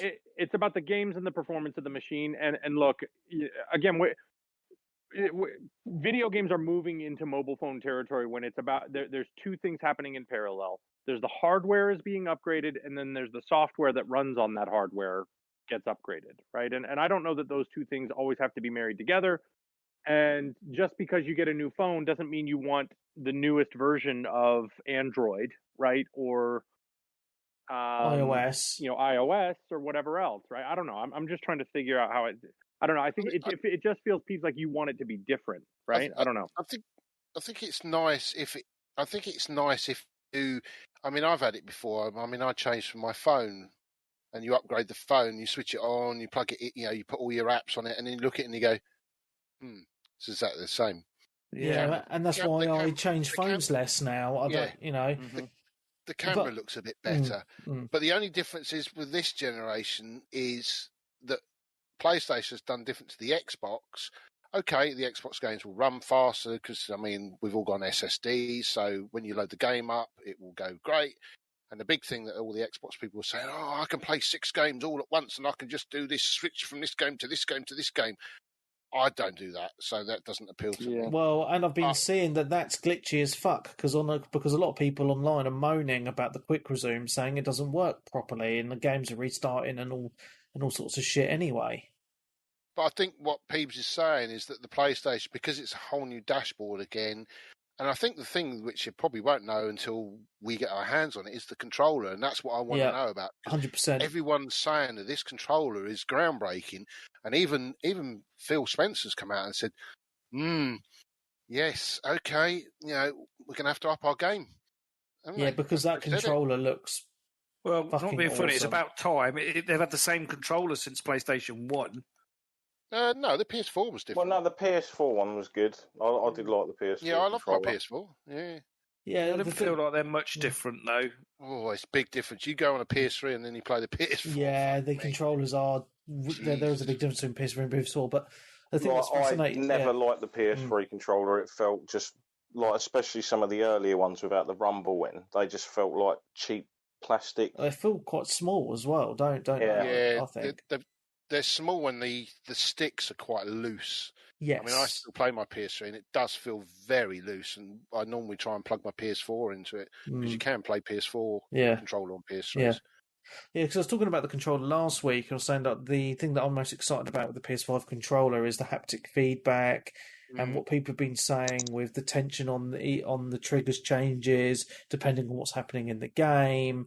And although and the different amounts of rumble, etc., it just seems like a little bit of a game changer. So, I mean, I did mention this last week, Peebs. Was just saying that when you buy a Series X, it doesn't really feel like a next gen upgrade because what you're used to with a new console gen is dashboard's different. You get a new controller, like everything's different. Whereas with the Xbox, it feels like another mid gen upgrade, if that makes sense. Whereas with the PlayStation 5, the console looks completely different. The controller's completely different. There's a whole new dashboard. You've got games that will only run on the PlayStation 5 as well. So both companies are going in completely different directions. Like Xbox are going for more of a platform. You've got your PC, you've got your game, your game streaming. And all those other things. I just want everyone in their ecosystem to get the Game Pass subscriptions, etc. Whereas PlayStation are going the more traditional route. Yeah, I get that. And when I was saying in the chat about my controllers just about died a death for my current Xbox, and I was looking to upgrade to the Elite and till I saw the prices. About £180 for the Elite 2. That's a 160, mate. 160. I've seen it for. That's like half the cost of the new console. It's got your name on it. Well, when you think you can get an Xbox One controller or an Xbox Series X controller for 35 to 40 quid, you can get. Yeah, but they are. Well, my old boss at my old work he was raving about him, how it did give him an advantage in play games like Call of Duty because the triggers are a bit more responsive. You only have to touch squeeze. As soon as your finger sort of touches the trigger, it's firing. I don't know how true that is, but I just thought, perhaps I need to buy a controller anyway. Time, treat myself to a real smart one, and hopefully it will help me improve on COD as well. Peebs. It won't happen. You'll still be shit. You're old, Peebs. Cheers, mate. No, I'm the same. You go down this. I did this years ago with Gears. It was like oh, right, okay, I'm going to get another telly. I'm going to make sure that the response time is this millisecond because that will mean I will get my shotgun rolling quicker than he can. So what I did that. No, still died. Yeah. It doesn't work. Whatever you do, even if you put big fat binoculars on your eyes, you're still going to be dying. It's your reactions of you as you've got older. I'm afraid to say, you're old. You're old, give up. Yeah, Well, give up. and also with the elites, can you like on the lab, is it called the labs, the control labs? You can design your own control and have your name. Can you do that on the elite? No. So one thing I was going to say to you, Peebs, because I've had my controller made on labs a few years back, and I was thinking, I want to do a new design because it's got my old gamer tag on it. You see, my new gamer tag on. Marcus Weber's. Yeah, and they've actually shut Xbox Design Labs down until next year because the Series X came out. They want to redo it for the new controllers, so you can't actually do it any design labs now, which is a little bit of a shame. Yeah. I mean, I did one Christmas. Was it a couple of Christmas ago? I did it for my son, and it is really good the way you can design them. They were a little bit overpriced, but it was really well done how you could design them and have, like you say, your gamer tag or your football team or whatever you wanted on them. They're really good, and that's what I want. Like, we could say they are expensive, but for the amount of time you game. And to be fair, I do look after my controllers. I'm not one of these that will, chuck them about or, scuff them or what do you call them? The thumbsticks rub normally. This is the first one that's ever really gone shitty on me. So I thought, it's expensive, but it's money well spent and I wanted to really design a real nice one. But I haven't been on the design lab, so I didn't realise it had shut down. So so I might have to wait. Yeah. So I mean, what's annoying is when you look on the Microsoft website, they've got these funky coloured ones. They've got a black one, a white one, and a blue one. The Sonic blue one. I thought, the Sonic blue one looks cool, but then you look at the back of it, it's all blue, but the back of it's white, which is really weird. I don't understand that. Like the black one's all black, the white one's all white, and then the blue one's blue at the front with black buttons on the top and then white at the back. It looks ugly as balls. Yeah, and I've noticed there's quite a few non-official sites doing these controllers and charging quite a lot of money for them. Yeah. So they're not. I think they're like proper controllers, but they're not official as such. Not from the official Microsoft. No, they're just like places that design them and colour them and do whatever. Yeah. But they ain't cheap either. No.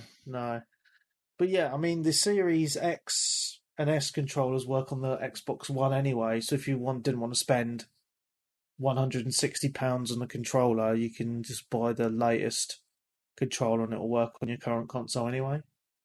Yeah. All these Xbox One controllers that are out there, they're all out of date because they're now all got the USB-C, haven't they? But that doesn't really matter because of wireless. I mean, I never use the cable anyway because I just use AA batteries. Because I forgot about the Xbox. Because they still use batteries, don't they? Which I think is great. Are you wasting money on batteries? No, I don't. I don't use batteries. It's such old hat. And I'll tell you why I think it's great because I have rechargeable AA batteries. So I just charge the AA's up. That's what I do as well. It's smart. Yep. Yeah, I buy decent ones. I buy the AnyLoop Pros off Amazon. They're £15 for 4 AA batteries, but they last forever before you have to charge them anyway. And the good thing about that is you know you're always going to get a decent amount of playtime on your controller, and you know that in a couple of years, say with the PlayStation 4 controller, over time, all batteries degrade, so the charge doesn't last as long. So I've got PS4 controllers that last about 4 hours before I have to charge them again. And that's a pain in the arse. And also what I've had to do with my PS4 is I had to buy 2 controllers, so I always have one on charge so I can swap them over. Whereas on the Xbox, you don't have to do that because Yeah, of that the design AA's. is much better on the Microsoft side, right? Yeah. The ability to take batteries in and out. And, Yeah, yep. or you can buy a plain charge kit. You know, you've got I've got a plain multiple charge kit. options. Whereas, I mean, I'm not saying the Sony controllers are crap because I really like them, but I think having that option in regards to batteries is quite good. I got to say the play and charge kits for the Xbox One are shite. Yeah, micro USB I do agree. stuff. Yeah. The pins all deteriorate and you can't plug them in and they don't charge. So that was disappointing. But yeah, I totally agree. Like a detachable battery in some form makes a lot of sense. So yeah. Yeah, because I bought the Venom ones for my Xbox and they're crap. They lasted about a year, then the batteries died on those as well. So someone, I can't remember who it was, someone in the community recommended these Anyloop Pro AA batteries and they're fucking brilliant. They really are. Yeah. How's anyway, the whiskey? Mate, I'm on like my fourth whiskey. It's great. Let's carry on. What are you drinking, Webby? You're not working tomorrow then? No, I'm back at work Wednesday. All right, cool. Yeah, I'm living the dream. Podcasting on the whiskey, loving it. Nice. Who hasn't gone? It was Darren. Yeah, well, it was just about to start talking about the PS5 sort of thing. Yep. Oh, yeah. Yeah. So, obviously, the UI is completely different from before. I'm still not sure whether I like it yet as not. But I think that's just familiarity. You know where everything is with an old UI, how to access stuff. Like I said before, I had to learn how to turn the thing off. Yeah, I've heard that. I've heard that. A lot of people moan about that. Well, yeah, because obviously before you used to just hold down the PlayStation button, it'd bring up a menu, and then it'd just be like, turn off controller, put on rest mode, and turn off console. Now you just push the middle button, and it brings up a little menu along the bottom that just pops up. Sort of like the way that, like when you used to watch old DVDs, you'd like sometimes pause it, or you'd knock up, and it'd come up with like scene selection features and like make sort of a thing. And then it's over to the far right of that. It's just a bit longer to get to it than before, sort of a thing. But yeah, so the UI I'm still not 100% sure on. I don't think there's any option to have like themes and stuff, which was one of the cool things about before, where you could have the themes and the animated themes and with the music and things. That was always a cool feature I liked. But they usually toss things that are good like that away. Yeah, I love the themes. I always change the theme once a month, just a different theme. I've got the Man and Medan one at the moment with the music at the moment. Have you got the new one of that yet? Yeah, finished it. All right, cool. Yeah, when I was last on, that was on one of the you got to pay for it podcasts. Patreon, mate. Patreon. That's it. Yeah, so if you pay for it, then you can listen to it. So yeah, fired it up. Played Spider-Man Miles Morales first, which I thoroughly enjoyed. Oh wow! I'm still only sort of part way through it. I'm not going to say about the beginning of the game, but I just like the openers. There's certain games that usually you find them with the Sony first parties. The opening sections of their games are generally usually like they've got a hook here, and like a majority of the time they do. So that sort of goes in a nice little scene. All looks slightly different enough. Looks pretty. Looks lush. Obviously, I'm just playing it in the. I thought I'd play it on the fidelity mode because I used to play in the one before anyway on 30. So I thought I'll just see what it looks like with all the ray tracing or whatever. Is there a big difference between the PS4 and 5 version? I think just like the addition of like ray tracing. Yeah. We lost him. We've lost you, Darren.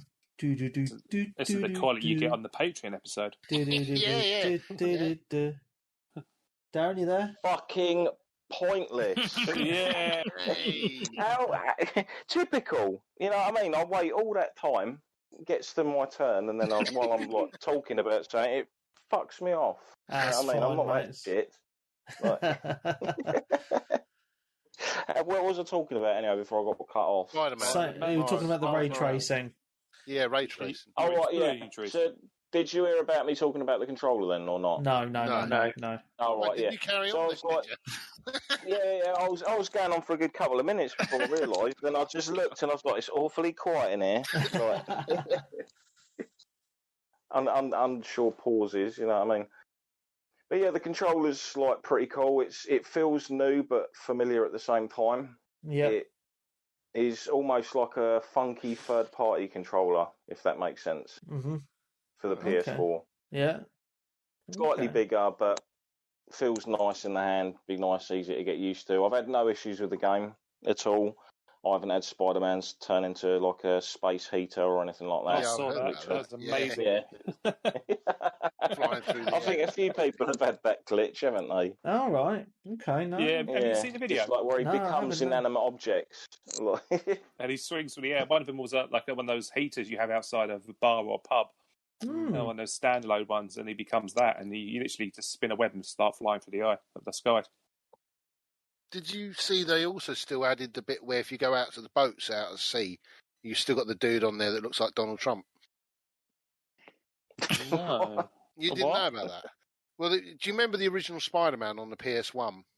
PS1 or PS4? Yeah, they've still got the guys on the boats, haven't they? That look like... on the PS1 there was a Spider-Man. You could go out to sea, and it was so rough. Oh, like big pixel guy. Yeah. Okay, that rings a bell. And they bought it. It's on the PS4 version, but they've also redone it again on this new Miles Morales, and it looks a bit like Donald Trump, as I said. I don't think it's supposed to be, but it does look like him. But it's quite entertaining, the little sort of Easter eggs they add. Oh, I got a Chivo for that. Okay, nice. Spoilers. Not a Chivo, a trophy. Sorry, I said it wrong. Sorry, apologies. Please accept my apologies. But yeah, it's done really well. Like different sort of time of the year, so the city's got a different feel to it. Even though it is all very sort of similar, obviously it's focusing on different characters. There's like all the different suits to unlock as per usual, and his powers are obviously slightly different. So you've obviously got other effects that you can throw in on your combos and whatnot. Nice. Just a pretty good package that isn't super long, but not every game has to be honest. If it just gives you enough to keep people happy, and then also give people enough to do once you've finished it to a degree, then fine. There was enough of a change in there, wasn't there? Yeah, I thought there was enough variety in there because all these gadgets are different, and obviously his power set's slightly different as well, which means that the combat's nice and fresh for a change. And the suits are all nice as well, like different as well. And did you get the Spider-Verse suit as the pre-order bonus because it unlocks early? I haven't switched it on or anything because it's like almost it's like you get the suit, but then you use like one of your gadgets or like you socket it, don't you, to change things? I think there's two of those, isn't there? Well, I've been you can socket. Yeah, I've just put that suit on. I haven't changed out of it. I don't care. It looks so fucking cool. So I've just been playing it wearing that. So I'll have a play around it. I still haven't finished it, if I'm being honest, but mainly because I want to savour it. I don't want to rush it. Like, you know, some problem with these games, you rush into it and you finish it and you wipe your hands of it after 7 hours and you don't go back to it. And you forget about it, yeah. Yeah, exactly. That's why I thought I'd play it in like 2 to 3 hour bursts. Yeah. I thought that was perfectly fine. Did you play Astro, whatever it's called? The Astrobot? the in-game PlayStation 5 No, I deleted it. Really? I've heard that's supposed to be really good. I've heard it. But like, I've got so many games to play, I don't need something that I wouldn't buy generally, like with my own money. It's supposed to be a big sort of montage of all the old consoles and the rest of it, and sort of a history. Yeah, it's a homage and stuff. I mean, I can always watch the videos on YouTube. It mainly seems to be sort of like a fun little time sink, I guess, showcasing the different things that the controller can do and stuff. Right. I'm interested in that because I enjoyed the VR game, Astrobots. Nice. That was quite cool, that was. So, yeah, I put a couple of hours into Miles Morales. And then I decided to sink myself into Demon Souls. Ooh, tell us about Demon Souls. Glutton for punishment. Did you swear lots? I haven't yet because I've only died the once. Oh. And that was to 5 minutes in. the first boss that you come across. It was showcased at the end of the demo, the big thing that comes out with a big ruddy axe, just like cleaves through like all the stone pillars and stuff. Big blobby thing. So yeah, the first time I bumped into him, while my brain was thinking about what I'm going to do, it's a typical Dark Souls. You overthink. Where you're like, right, my plan of action is, and before I'd known it, he'd swung, and my character was down and just getting up, and then done a second hit before I could move. I was like, well, that's that. I know you're supposed to die there, but that couldn't have gone any worse. But the game itself, I am hugely impressed by this.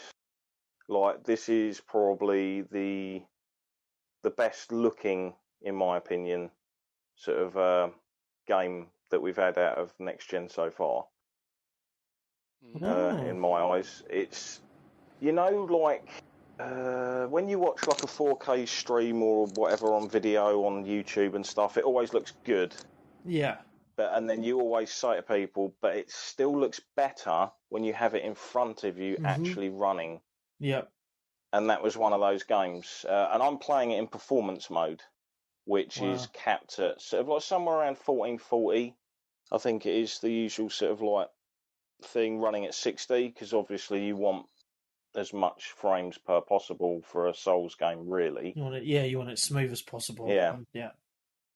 And it looks stupendous. Like the little details on like brickwork and like moss and sort of bracken growing up walls and stuff looks phenomenal for a game like that. So you sort of walk in, you've got a really robust character creator, which you could spend ages mucking around, like making your character. You can make all sorts of things. You can make like Shrek-looking people and stuff. If you really want, you can make some proper weirdos. I just made myself looking like I'm fucking shitting my pants. Basically. Slightly shocked. What class did you go for? See, this is the thing. I went with Knight. Right. Because I was like, right, Soldier looked all right. Knight's the classic. And then another one that was recommended was Royalty. Peebs. And I thought, yeah. And I thought to myself, Royalty, that's mainly sort of like magic and all that kind of stuff. And no, I'm not really bothered. And then I watched someone playing that night. Like I watched like about a 45-minute video of someone just playing through it just to see what they were thinking. And they chose Royalty. And it's a lot easier time from what I saw from him playing with if you choose a royal, because you get that spell Soul Arrow, I think it is. So you can just wipe certain things out at range if you're quick and good enough, like before they even get to you, which is kind of tense because when you're obviously like full on melee, when you've got like a big enemy in front of you and he's coming down and you're just planning your strategy and then two other dudes jump off a roof in front as well, you know things can go to shit pretty quickly in the Dark Souls games if you balls that up. Yeah. But yeah, with the magic, it was just like, down you go. So if you want an easier time, but at the start of the game at least, obviously it probably gets harder later on and you'll need the extra armor and stuff. I don't know. But yeah, that seemed like a good pick. I'm just watching a video right now, Darren, and the graphics do look absolutely stunning. There's no arguing that, but it looks way better in person. It's like, and obviously I never played Demon's Souls because I was always put off by, like, when I read up on it, it was like, yeah, it's really hard, and then when you die, you become a ghost and you lose half your health. And I was like, what? Yeah. You know what I mean? Like, what the hell is that all about? So by dying, you get punished even more. It's like Dark Souls 2, wasn't it? I hated Dark Souls 2 for that. Yeah, so. I mean, I will pretty early on in the first area, so you'll go through like the tutorial area, you'll get to the main sort of like hub, the Nexus. Then you'll speak to obviously a couple of NPCs. You've got like your armourer and someone who looks after your equipment storage. Yeah. For the extra things you pick up, and some miserable guy who's kind of lost his mind a little bit, and he's telling you where to go. And then from there you go into like the first area, and the load time from obviously the Nexus into zones is like literally about 3 seconds. That's good. It's good. Which is pretty awesome. And obviously in the first area, if any of you have played the game before, you've got the dragons. Yeah. On the bridge. Yeah. One turns up right at the start, and they've got a weight to them and everything, and obviously they make your controller vibrate when they're close and stuff. And they're not just obviously probably bosses later on, which I probably expect they are. They actually factor into like the level mechanics of the areas. So you've got certain parts where you've got to block a big bridge running along the top of the battlements. And when you're approaching it, you'll hear the things shriek out. And it comes along, lands in front. And if you're lingering too long on the bridge, it will like do flybys with like fire, like breathing fire on all across the bridge towards you. Which takes out a load of enemies, which is nice, but then obviously you've got to then wait for it to finish, and then you've got a brief amount of time to get across that bridge to the other side before it will then come back again. Because if you linger too long, it will just keep doing that kind of pattern. Yeah. So that's what I mean. They're kind of sort of things that are in the levels, as well as lurking about in other parts of the level. There was an area where I went sort of out a back door, and there was a big long cliff, and they were both like nesting on it. And there's like a ton of souls all around them, and it's obviously like a bait. Yeah. Maybe later on you can get back there and pick them up after they're dead or something. I don't know, but there was plenty of death markers all over the place as well with other players that had decided to have a pop. One thing I did want to ask you, Darren. Sorry, it's one of the obviously it's a remake, remaster, or whatever, but it's £70. It's a lot of money. I mean, do you think it's been worth the money? I mean, especially since it's a remake. You're talking to someone who used to spend like £250 to £300 on Neo Geo games. Yeah, this is like 20 years ago. So, like, yeah, for your average Joe, I don't know. It is a game you'll get a lot of fun and enjoyment out of if you're into those kind of games. Yeah. If you're not, you might buy it and think this isn't my cup of tea. Like, you might hear people talking about it and think that sounds really good, but then you could get really frustrated by it. Because I know in the beginning part, I haven't actually done the first boss yet, but I've just been intricately going around and opening up all the different paths of the level. Mm-hmm. So it makes, when I'm going back through it, I get an easier way of it. So it's basically learning out which enemies are in which areas, and like the quickest way to get to a certain part. After you've opened up pretty much both routes, you open up the room to the final boss, which is generally sort of like, or boss for that area anyway, which I think is Phalanx, the first boss. So I've got that soon.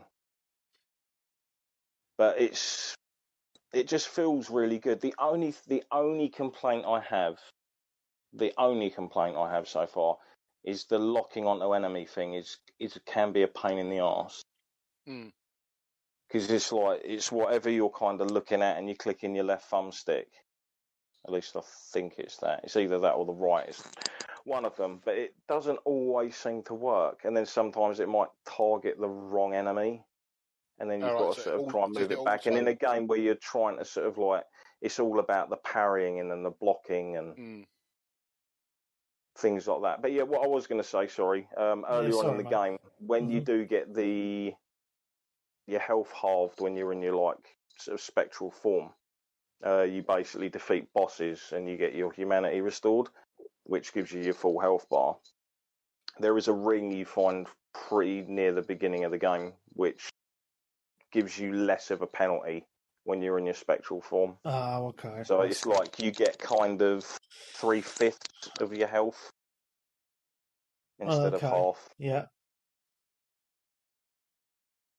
So, but yeah, it's got that kind of one more go kind of thing where I'll just hanker sometimes to stick it on and just practice against some enemies, or like see which other areas I can go through, because it is quite labyrinthian, and I know a lot of those games do get praised for their level design. Yeah. Yeah, I still think Dark Souls has an amazing level design. I never finished Demon Souls, so I can't really comment on it. It's been so long since I played it, I couldn't say. But I haven't really heard many people say anything bad about it from what I know. There's a lot of actual fans of the series who absolutely love it, and I can see why. Yeah. Well, it was the first one, wasn't it, realistically? Yeah. Before Dark Souls, it was the big daddy, isn't it, as they say? And then Dark Souls appeared. And then that's when it became popular. And then you have got I was just trying to talk to my mate about that, because obviously a lot of people who are into the Souls games usually like to quote sometimes Demon Souls as being their favourite. Mm-hmm. Whether or not that was because it was the first game of that type they played, I think factors into it as well. Yeah, you could do. I mean, I love Bloodborne more than Dark Souls. I just thought it was a better game. The combat was quicker. Dark Souls felt very slow. I thought Dark Souls did. Slow and methodical. It kind of does, but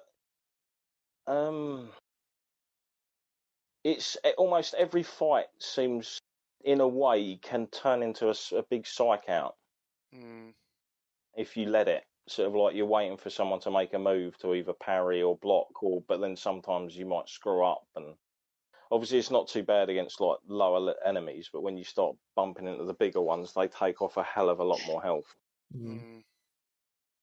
But I think, and obviously, as you know, every time you die or every time you leave the area and go back again, all the enemies have respawned.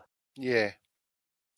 I think for me, the reason why I like Bloodborne more as well was because of the gothic. It was quite gothic the way it was, the game. Oh, definitely, yeah. It's very Plague Doctor, shall we say. Yeah. The only shame is that it's the only game out of all of the series that has not had an enhancement.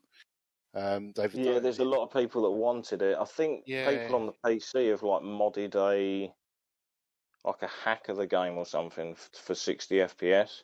Yeah, it's got some. The other problem with Bloodborne is the loading times are absolutely shocking on that game. Yeah, again, I think when you do die in Demon Souls, because one of the blokes who was streaming I was watching played that again, is like, I think you're talking like 3 or 4 seconds from dying to coming straight back into the game. Well, that's what you want. If you die, you want to get back into it straight away because you're all raging, and that was the problem. Yeah. Bloodborne, it was like a minute. You were sitting there for a minute waiting for it to bloody reload. It was a joke. And that only makes you more annoyed, doesn't it? Because you've got to wait. I never got these games. Punishment's like going up to a brick wall and banging your head until you fall over and bleed, and then you get back up and do all over again. I remember the first time I saw Webby playing, I think it was Dark Souls. Do you remember when you had your flat above the takeaway? Yeah, man. Oh, those are good times. And I came round and I wasn't interested at all. I'd heard about them, how hard they were, but once I saw Webby playing it, I was like, I've got to get some of this game. It just, I don't know, just the world just dragged me in, and I went out and bought it. And don't get me wrong, they're really, really hard and they are frustrating, but I just couldn't stop playing it. The good thing is you can co-op and with randoms, and there are some real good players out there who will help you with the bosses and stuff, just so you can get to see the game in its entirety type thing. But and obviously now this time round the environments looks so good. Like you'll want to see as much of it as you can. Basically. Well, I've just been reading that Demon Souls might come to PC as well, which would be nice. So is this still a PS exclusive then? Yes. Yeah, it's a Sony-owned game. Right, yeah, because can you can do co-op on Demon Souls? So I can't remember, to be honest. It's so long ago. Yeah, you can. I've seen someone someone in for a boss. If you summon someone in, can you get invaded? Yes, I think you can get invaded. Okay, because that was there is a trophy for invasions. Yeah, Well, that's the thing. That's the only downside to it, in a sense, is like when you're on the game for the first, I'd say, month or so, you should generally be fine. But then you'll have your hardcore people that have done the 2 or 3 run-throughs. They've done the naked with a club run-through and all that kind of stuff. Yeah. And then they get bored and they just invade people. Yeah. Yep, I remember that on Bloodborne. It was good when they took them down, though. Fucker. So that's There's a trophy for, I think, killing an invader. Oh, really? All right. Yeah. The only thing I will say about that series, though, is I know you, Dan and Colin, you said, this game you're bashing it against the war, don't understand. But the satisfaction when you do take a boss down, it is fucking out of this world. It's probably the most, adrenaline rushed out of all of the games I've ever played is when you actually do take a boss down. That's a bitch to do. But then you also get that panic of like when you're on something for multiple times and then you're like, the health's almost there. One more hit. Come on. Yeah. How many times you heard that? Yeah. I remember. Yeah. Yeah, I'd been tempted to pick up that Dark Souls remastered, the original, but I don't know if I can put myself through that again. Yeah, the music is absolutely amazing as well. Like, you could quite easily sit through like an orchestral concert of this. That's awesome. They've done a good job, Blue Point. They're doing quite good stuff these days, aren't they, Blue? Yeah, I'll tell you what, I hope the rumours are true about... Well, they're probably not, because it's a rumor. Oh, Metal Gear Solid? The Metal Gear remaster, yeah. Oh, yeah, that'd be awesome. Yeah. Cool. But yeah, that's pretty much all I've sort of like played on the PS5 so far. So what's your overall impressions of the PS5 just in general? I like it. Yeah, I'm happy with my purchase and everything. Yeah, and obviously it's one of those things where it's like also the purchase is out the way now as well. So it's like anything that's coming out or gets announced, it's like cool, I'll pick that up. Yeah. So, and obviously there should be some pretty cool things to come. There'll be the fair share of disappointments. There always is on everything, but who did you buy yours with, Darren? Shop 2. I picked both of mine up through Shop 2. I mean, they did like a pre-order scheme where it was like pre-register your interest. So, like, and it puts down like when you do that, it gives you the dates of when you like pre-ordered. So I'm guessing that might have factored into when people were actually getting chosen. Because obviously if you got your orders in a lot earlier than a bunch of other people, then, and you're obviously a regular customer who uses them a lot, then that should probably factor into why you might get chosen over other people. I don't know how they actually did that it's thing. Like but fucking Willy Wonka's golden ticket, isn't it? Yeah, but there seems to be more Xboxes appearing, though, isn't there? I've noticed that because I noticed one of the community members, he just got an Xbox this weekend. I saw one. He got one today, didn't he? Yeah, Stevie C, I think it is. But so there does seem to be more Xboxes out there. Whether that's because they made more or they're not selling as much as the PlayStation, I don't really know. I've noticed the Xbox Series S's are not doing that great, because I think Microsoft even said that they're not going to be making as many of them at the moment. They're still selling out. I don't think there is in higher demand. Yeah.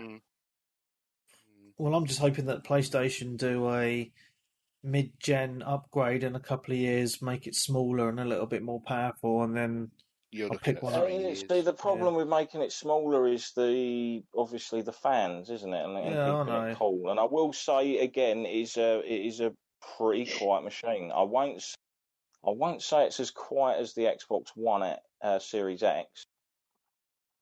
But it is still damn quiet compared to the PS4 Pro. I mean, I haven't had either of the games, which are technically sort of first party-ish studio sort of works, like even send the fan into any kind of noise, to be honest. Yeah. Like, whereas before, like, sometimes it's like, I'll stick on God of War, my Pro's being a twat today, in with the headphones then, because otherwise I won't be able to really hear it. Yeah, the thing that I'm finding interesting between the two systems at the minute is that there's a lot of... It's been all over the news, isn't it? That multiple games are actually running better on the PS5 than the Series X. Yeah, I saw that because one of the guys, Digital Foundry guys, he actually has to shut his account down, because he was getting threats and stuff. Did you see about that? No, I didn't actually. Yeah. There was one of the guys I follow on Digital Foundry, and he basically said, "Look, I'm not on any one side here. I'm just telling you the facts. I'm not PlayStation. I'm not Xbox. I'm neither." But he's mainly PC. Like most of the Digital Foundry guys are PC. Yeah, I'm not getting paid by Sony to say this or whatever. And he was like, and I'm getting threats here, and he's locked his account now. That's fucking got that bad. That's horrible, isn't it? Yeah. The fanboys, isn't it? The rabid fanboys. Yeah. And look, like, fair enough. Like, originally, apparently, AC Valhalla run better on the PS5 than on the Xbox One Series X. I didn't notice any issues with it when I had it on the Series X so myself. Darren, what's been really funny this week is because they pushed that Assassin's Creed update out. There's loads of conspiracy theories now that the Microsoft have paid off Ubisoft. The PS5 yes, that's what it said. It does the same thing. It even says, like, when you choose performance mode, it stays as the game was, but obviously maintains a 60 FPS for obviously the Series X, which apparently was having slight issues. It was mainly around the high 40s, wasn't it? Something like that. During a lot of like the big battle scenes where you got sort of like when you're raiding and all that kind of thing, not in the general game and such. And then obviously you've got like the resolution mode, which gives it like 4K and knocks it back down to 30. Yeah. Sort of a thing. But how it looked before was fine anyway. Yeah. This is why, obviously, like, as you know, a lot of PC players generally play. It's nice to have the 4K, but anything over 1080p looks great. Most PC people are 1440. Yeah, I mean, 1440p because you can generally run 1440 at max settings and off you go. Yeah, so like it still looks nice and crisp, and obviously Demon's Souls is a 1440, and that looks great. Yeah, I think people put too much emphasis on resolution. I think it's just been pushed by the TV manufacturers and the console manufacturers a bit too much. You look at most PC gamers are actually 1080p still. I mean, I run at 1440p, and Assassin's Creed runs at like between 90 and 100 FPS, and that's everything maxed out ultra. Ultra, it looks fantastic. Ultra. I mean, it doesn't matter. It doesn't matter. I think. No. Matter. I mean, because everyone's like, "Oh, my game on my Series X isn't running at 4K 60." I mean, it doesn't need to look and run great at the end of the day. People are putting too much weight into these numbers. That's my piece on it. Anyway, is there anything else you wanted to say, Darren? About the PS5 or other stuff? No, just in general. PS5 in general. Yeah. What did you have for tea today? Gaming wise. Roast dinner, mate. Oh, lovely. Parsnips, spuds. Yeah, the meat. Chicken stuffing. Oh, very good. Oh, yeah, what I had, chicken stuffing. Broad beans, gravy. I had a Thai chicken curry. I did, handmade. Very good. Lovely. Oh, you're going to have a sore ring tomorrow. No, I didn't put that much chili in there. Oh, okay. But yeah, obviously as well. This week I have sunk another 20 hours into Valhalla. Brilliant. Tell me more about your experience. You're still on the same island? No, I'm still in the first area of the new bit, but obviously you're level gated when you kind of hit the first part of England. So you've got areas that are in Peterborough. Born. I think Peebs wants you to pop in for some tea. Raid and pillage. Possible. Yes. Was it called Peterborough back then? They've all got like weird names because it's all like pre. Winchester. So Kent, I think it's like Kent or something. Gloucester. What? Is it tier 3? Mercia. Yes, I'm gutted. I'm in tier 3. Are you? I'm in tier 3. Sad loser. Well, Cambridgeshire, Peterborough is in Cambridgeshire. That's tier 2 because I moved to Bourne, which is literally 5 miles across the Cambridgeshire to Lincolnshire border. Lincolnshire is in tier 3 because of Boston. Apparently, is quite the R rate's high in Boston, but that's an hour's drive from where I am. I'm close to Peterborough. Troublemakers, those people in Boston, absolute troublemakers. Yeah. Unbelievable. Yeah. Are you trying to tell me that these French Ubisoft developers don't understand UK geography? They probably made you in tier 3, Peebs, because every time you go down the pub, you have a fight. Well, that's my Christmas is ruined because we'd planned to go out for Christmas Eve, drinking and stuff. No, you gotta live your life, Peebs. Dude, just get dressed up. Christmas tradition is always to the pub Christmas Eve, and we can't. I'm going to the pub Christmas Eve. No, because Colin, tier 3 is pubs are still shut. Well, why don't you just go to Cambridgeshire then? Tier 2, you can go for a drink, but you have to have a substantial meal, which is ridiculous. It's as if you sit at the bar and have a drink, COVID's going to get you, but if you have a meal, it won't get you. It's ridiculous. When are we going to cast off the shackles of these February the 3rd. February the 3rd, apparently. And don't forget, Peebs, it only comes out after 10. Yeah. Well, they've changed it now. They could stop serving at 11, but you've got to be out of the pub by 11. I'll have a burger, 12 pints of lager, and 3 Jaeger bombs, please. Yeah. For me. My mate's going on a pub crawl next weekend. I said, how the fuck are you going on a pub crawl? He said, I'm going to have to eat a lot of food. Yeah, basically, you can't go into a pub and just have drinks. You've got to have food. And you can only be with people in your own bubble or home as well. Yeah, so we've just sacked it all off now. We just said, look, we're just going to stay in. We'll get dressed up on a Saturday night and just drink in the house, put dance anthems on. Yeah, put some requests and bang one out, yeah? Can we please get some FaceTiming and or house partying? Yes, I think we should do that over Christmas. Yeah. My missus keeps banging on me about doing a DJ set or something, but I said, I don't know. Yeah, do it. But the trouble is... Single Bell Rock? No. Doesn't work like that, mate, I'm afraid.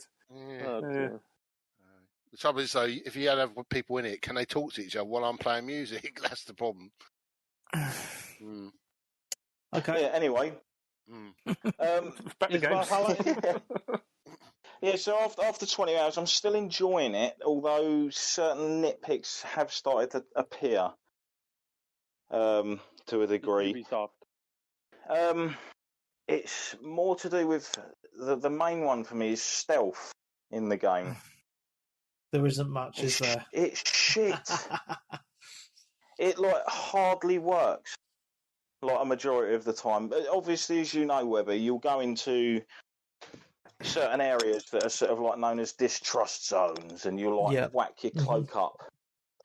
Oh, and basically, it's if you move fast, they instantly go oi, and they're on you. But if you're walking away from them, they don't even have to be that close to you. The mistrust bar starts going up, or the alert. Yeah, where you're getting spotted. So it's right, if I move slowly, they're going to see me. If I move fast to get away from them, they're going to see me. Nice choice, game. Yeah, the distrust kind of a thing. Yeah, I mean, I just I've resigned myself to the fact I'm just going to go in all guns blazing the whole time, just chop everyone's heads off. Fuck it. I've even had it as well where I've been hidden in bushes where your character's sort of got that white glow to them to show that they're hidden. Yeah. And then the enemies just charge me. Just randomly. There he is. Off he goes. And you're just you what, mate? And then it's usually right, everyone dies then. You just welly in there, going ballistic. I was trying to be nice, take a few of you out to get to what I wanted, and then I was going to cough, yeah? But now you all want to kick off. Everyone dies. So, the environment and everything in the game is really nice. There's some beautiful. It is beautiful areas and stuff. There was an area today where it was a sunken castle.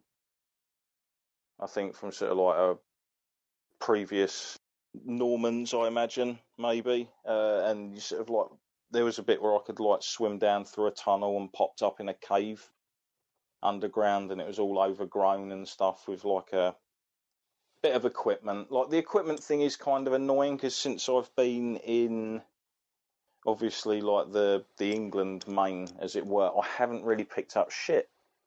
Like, equipment-wise, and I can't upgrade my gear any more than it's already upgraded.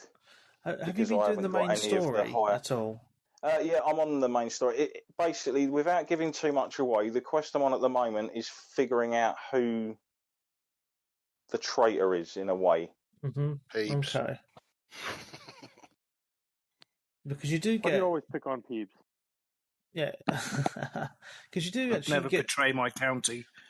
You do get quite a lot of weapons throughout the game. I'm dual wielding. I've got an axe and like a chain with it's like a mace thing. The chain. Yeah, Morning Star. That's the word. Thank you. And it's just freaking awesome. But because I think you've got the same as me, Dan, where you got the extra, where you get the Ultimate Edition, you get the extra stuff, and I'm still mainlining that axe, I think. No, I haven't got those. That's the Berserker stuff, isn't it? Okay. Yeah. Which you can buy separately, which I think's fine. Like, I didn't get that, and I kind of missed out, and I was like, bastard. And then I was like, but you can actually buy that separately through the store if you so want. Yeah. And it'll probably be on sale at some point because they've done that before with the previous games. So you kind of don't need that edition. The only thing that was a bugger is the best edition for me for Odyssey, or one of them, was the Dusk edition or something, which I think was Amazon exclusive at one point for the physical copy, and you got like a Dusk armor set with it, which you could never buy in the shop. So it was literally just completely unique for that, and it looked pretty awesome as well. Yeah, I saw that on Amazon. That's sold out, that is. So that was for Odyssey. But yeah, I'm still really enjoying Valhalla, although there are little nitpick things, and I haven't been able to try basically to start off on one of those zealots yet, because it's like the lowest one I've seen is like power level 90, and I'm like about 52 or something at the moment. Okay, you're not super far in really then. I will say one of the things I love is when you actually assassinate like members of the organisation. Yeah. And it reminds me of like the X-ray moves from Mortal Kombat. Yeah, I know what you're saying. Yeah. I wasn't expecting that. I was just like, oh, that's nice. Yeah. Nice little addition. Yeah, it's I think it's fast becoming my game of the year now. I've put just over 40 hours into the game now. I'm like level 190 something, I think. Good hell. Nice. Yeah. Well, power level. Yeah, because there's areas that you can't go to like level 200 odd. I've unlocked. Yeah, I think 360 is the end, isn't it? Something like that. Yeah, so I've unlocked most of the map now because I've done a lot of exploring. But what I've really liked is just the story itself, the main campaign. So I've been powering through quite a lot of just the main campaign as well, and it's. Yeah, can I just say one thing? Yeah. Some of the side story missions, or mysteries as they've renamed them. Yeah. Shit. Some are shit, some are really good. Yeah, I imagine that's the case, but there's a lot I've done where I'm just like, that was fucking pointless. Well. Some of them take like 3 or 4 minutes. Some of them are really, really good. There's some really good. There's a side mission for the seer. I think I mentioned it before. Do that. Oh right, yeah, I haven't got brilliant. To that point yet. Yeah. Yeah, I can't say anything more on that because it'll be a big spoiler. But yeah, I'm loving it because it's got all the English towns in it. But I've been to Guildford and I've been to Cambridge and all sorts of places, and just it's good because the main story takes a lot of twists and turns. You know, there's just it's really hard to talk about that sport. I was going to say there's a lot of politics in there, a lot of intrigue, and just various other things that just really suck you into the world.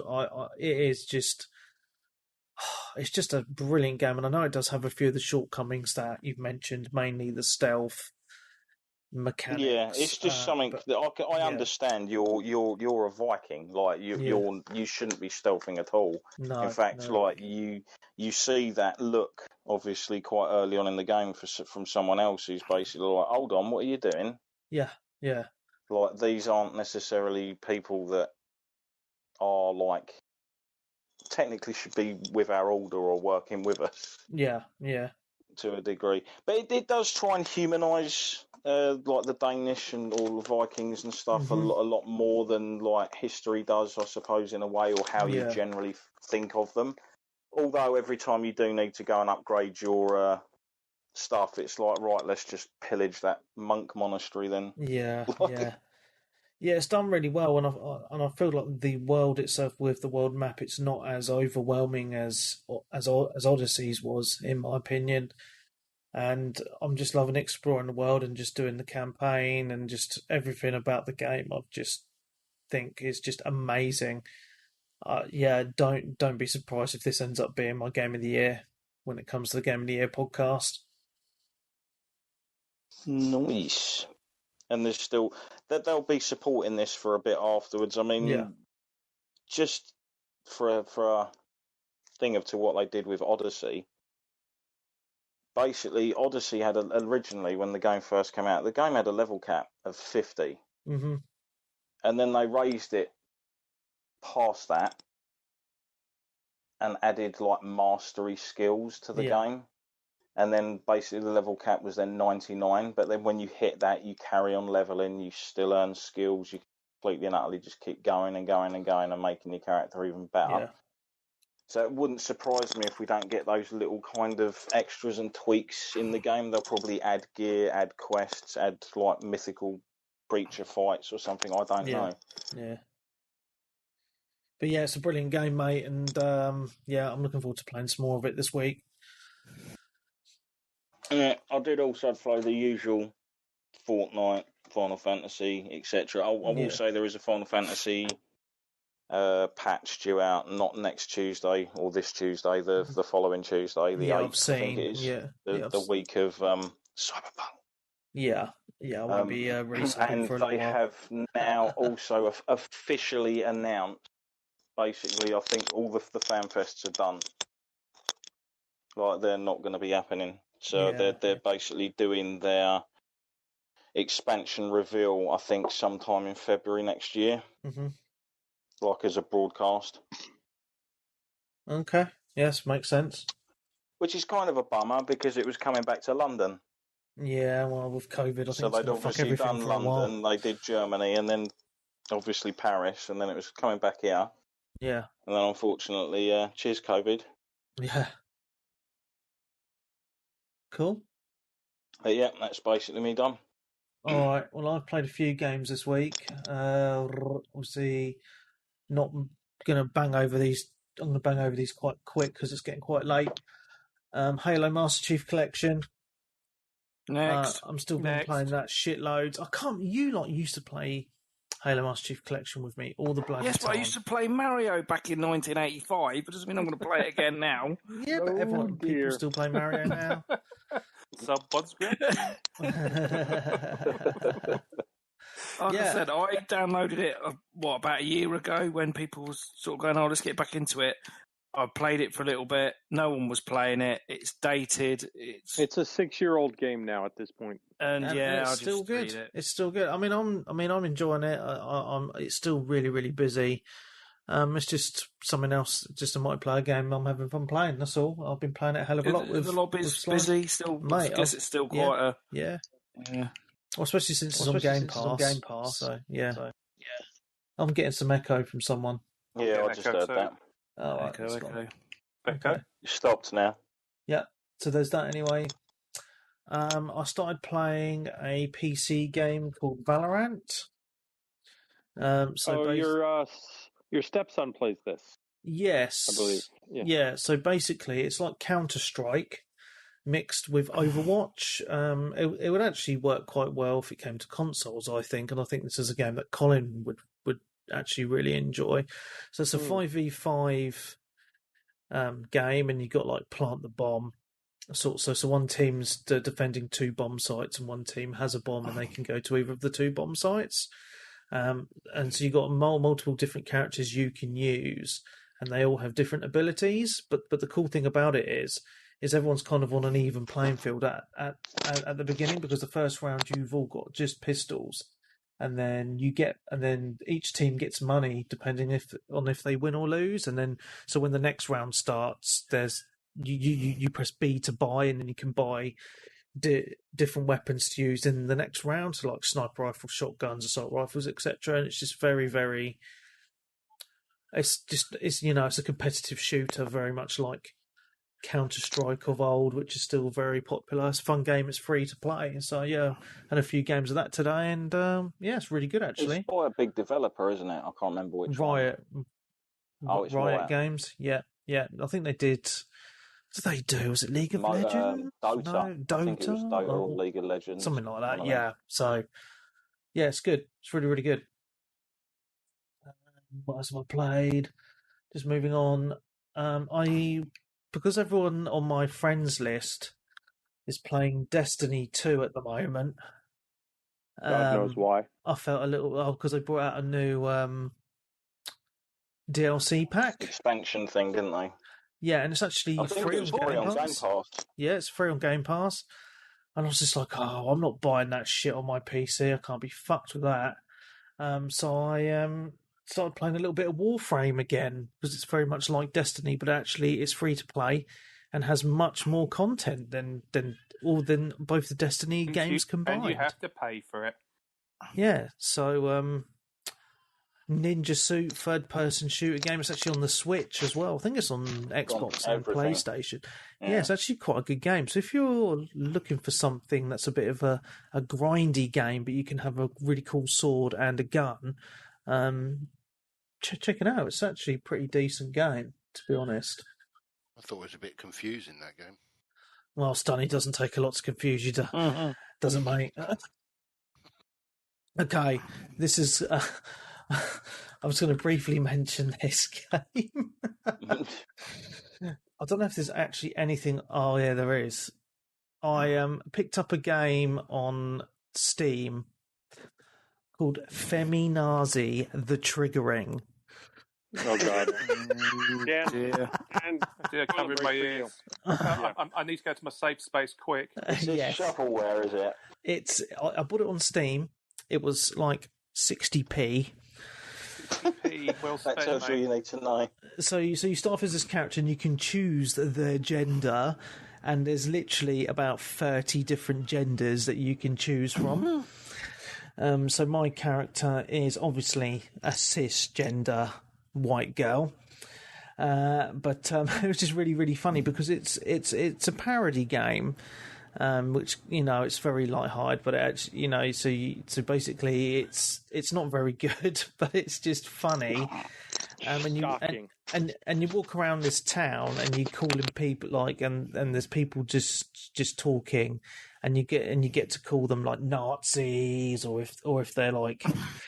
Or if they're like gay or something, you can tell they're gay. You like putting your phones up, going, "Hey, you're super cool." But all the white, like if there's any white dudes in it, you got to call them Nazis and all this sort of shit. It's just really it's like real life. Yeah, but it was just so fucking funny. And you got this little tolerance meter. So if you're tolerant, so if you're not, it is funny. So if your tolerance meter, if you say the wrong things, your tolerance meter drops down, and then it's game over. It's just so fucking funny to play. I just wanted to, it is just funny. Anyway, and I just wanted to support a developer who has the balls to put something like this out. Yeah. Dan will be quite happy. I played a little bit of the Mega Drive collection today. Ooh. I played a little bit, a little bit of Golden Axe, actually. Oh, very good. Yeah, I was enjoying that. That was fun. And I've also played some PUBG. And there's a new map, which has a big volcano on it. That game still look dog shit. Mate, this game... it's not really good on consoles, is it? It's a PC Master Race title, really, to be quite honest with you. Yeah, it still runs really, really good on PC, and I'm still super shit at it. So I played a couple of games on that and got my ass kicked, so didn't bother anymore. Can you not play with a controller now, so you're any better? No, no. Okay, last things I did, I set up my Xbox 360 again. So I fancied a little bit of retro, and oh my god, that dashboard has aged terribly now. I just wanted to go and have Which one are you on? The old Windows the Xbox 8, 360. No, so the Xbox 360. What did you play? I played Bank Shot Billiards 2. Really putting the 360 to use here. Yeah, and just going through the arcade games just to see what was not available to play on the Xbox One still. So quite a lot of the old retro games that they put on there, which were the Xbox arcade games, still are not playable on the Xbox One, which is really, really annoying. So you got like Scramble, which is one of my favourite arcade games. You can only play it on the 360. You can't play it on the Xbox One, and that's just an example off the top of my head. Yeah, so it's a little bit annoying, but yeah, still a great console, and I still love the controller. Okay, 2 more games I've played have actually been on the Nintendo Switch this week. So taking Dan's advice, I played some Mario 35, and it's really good. I don't know if any of you guys have played it. I played a bit of it. So basically, it's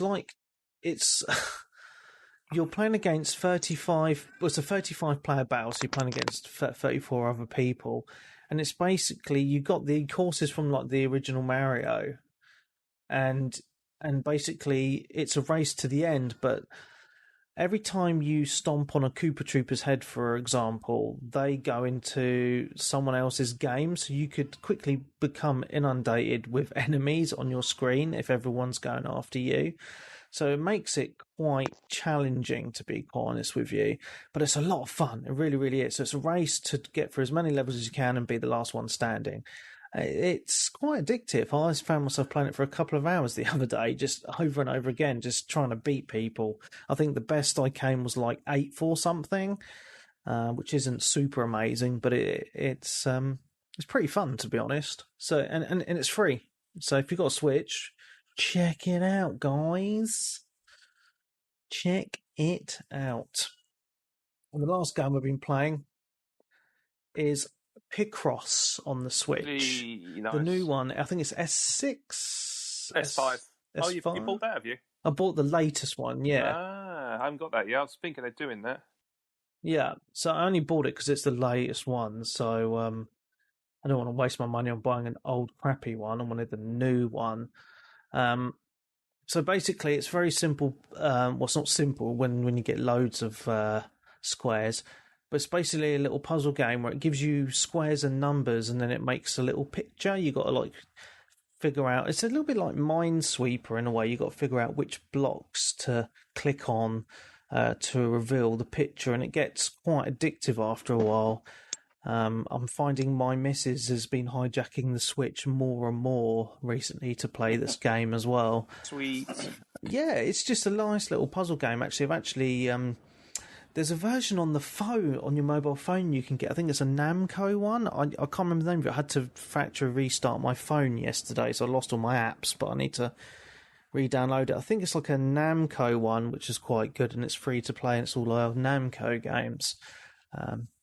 Picross. Yeah, so it's a lot of fun. It's like £6 or £7 on the Switch, which is quite a reasonable price. You get many hours of $8.99 actually. There you go, $8.99, and you get many hours of fun. I think I paid less than that because I had some points or something to use. So I think I'm going to get it. I've got the first Picross because I thought, well, there's 4 of them. There was 4 of them. There's now 5. Yeah. But I was going to buy. I'll work through them, but. The first one, I've later realised, although the first one's a little bit cheaper, it doesn't really have the modes that I really crave on it. Okay. Because it was quite new. It's got a lot more of the basic piss easy spell your own name fucking puzzles. Yeah.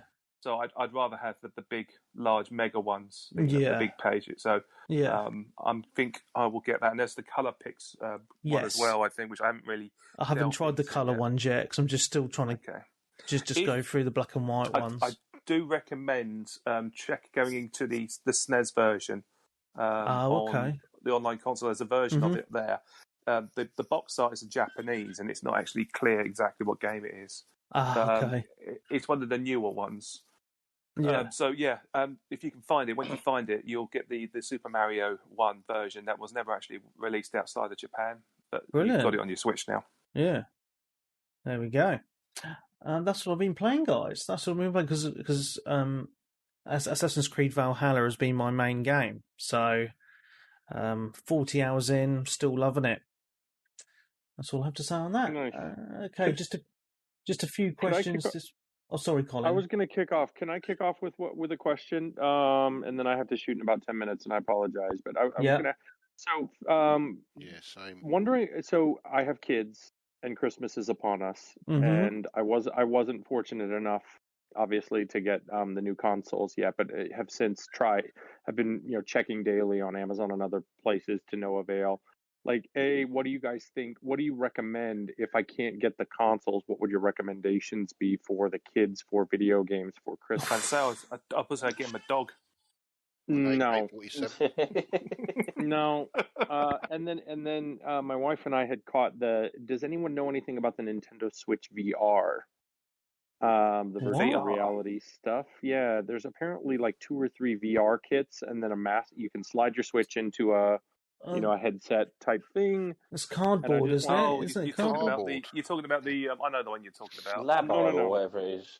No. The kits are cardboard, but the actual headset itself is called, not. I can't remember what it's called. I know about them because you can get little cardboard projects, can't you? You can make like a fishing rod, or like a. I don't know, like a piano or something. And I don't know. Or Labo. That's it. That's it, Labo. Yeah. Labo. I mean, possibly. I mean, it's like Lego. It's a tough one, isn't it? Yeah. I mean, if you want to real fun, you can also get the augmented reality Mario Kart. So you set up a course and you have these little cars, either Mario or Luigi, and you use your switches to basically race from a camera inside the Mario Kart. And you set up little tracks around your living room or your living space. So obviously, if you go online, have a look at some of the videos. There's great ones, like cats come onto the track and stuff. Okay. So have a look at that. That might be some fun. But again, these things, they're quite novelty. I don't think they'll have much longevity in them. I think, just going back, I think what I'm going to do with the user questions this week is save them all for next week's show, because we've gone on for... quite a long time. Too long this week. Coming up to 3 hours soon, so we'll do the questions, the other questions next week. Like old school. Yeah. We're going to do the question answers in the Patreon episode. Yes. Or no, I'll save them for the next main show, if that makes sense. I'll put them in my Google file for the next normal show. Or shall I just do them in a minute? Just do them in a minute. Fire them off, mate. Fire them off, mate. We got this far. Okay, Colin, I can't answer your question because my children are not that old. Okay. I would say those ones you suggested, that they're expensive novelty items. And I have ordered Donkey Kong, Freeze something, and Hyrule Warriors. So I think those will be okay. Yeah. I think you'd be fine with those, mate. Okay. Yeah. That'd be good. And also, just get those and get yourself a copy of Picross 5 as well. And you're laughing. That'd be nice to sing on the bog. You can take the Switch and have a shit and play some like pictorial crosswords puzzles. Lovely. Gears Pop. Gears Plop, more like. Gears Plop. Especially when your Nasher comes out. Okay, can I go on to questions? Because we don't have many. I just want to bang them out because I'm tired. And I can hear my child's crying in the background. So your software blocks them out so we can't hear them? Yeah. Okay. Okay, one question from Twitter. With Digital Foundry's latest videos inferring the less powerful PS5 outperforming the most powerful console, the Series X, will this influence your choice of next-gen console? Aside from PlayStation garnering yet more accolades in the recent Game Awards. What do you reckon? I don't think it makes a difference. I don't think it makes much difference to us, does it? No. People play what you want to play on whatever ecosystem you're involved in, isn't it, really? Yep. So it won't change now. Agreed. I think both systems will pump out some awesome games. But then PlayStation always has all the exclusives, which always look stunning anyway, because they cater them to that hardware. That's my answer, and I think it's correct. 100%. Indubitably. Okay, next question. Paul Johnson. Anyone reading the new Ready Player 2 book yet? What's your first impressions if you've read it? He's finding it very woke. Well, that sounds like the first one then. Be fine. I have not read mate, I don't have time to read. I'm playing games too much. I've seen the film Ready Player One. Mate, the film is nothing like the book. Nothing like the book at all. Well, there's parts of it that are in there that are the same, but they did change a lot of it. Yeah. There's certain stuff you can't do. I can safely say I have the new book, but I've not started to read it yet. Is that paperback or hardback? It's called Kindle, mate. Kindle, mate. Come on. Electronics. Got to save the trees. To pick up a Kindle. No. Do it on your phone, on your device. There's no need. Like, you can read books on your phone or your iPad. Kindles are bigger and they're not as backlit. Like, they're backlit. Yeah, they're easier on the eyes, Colin. They're easier on the eyes. But Peebs, if you do pick up a Kindle, just get in touch with your pal Webby about where to acquire books from, okay? Wink, wink. Fucking hell, here we go. Shiver me timbers. Are you going for Johnny Depp's role? But you have heard of me.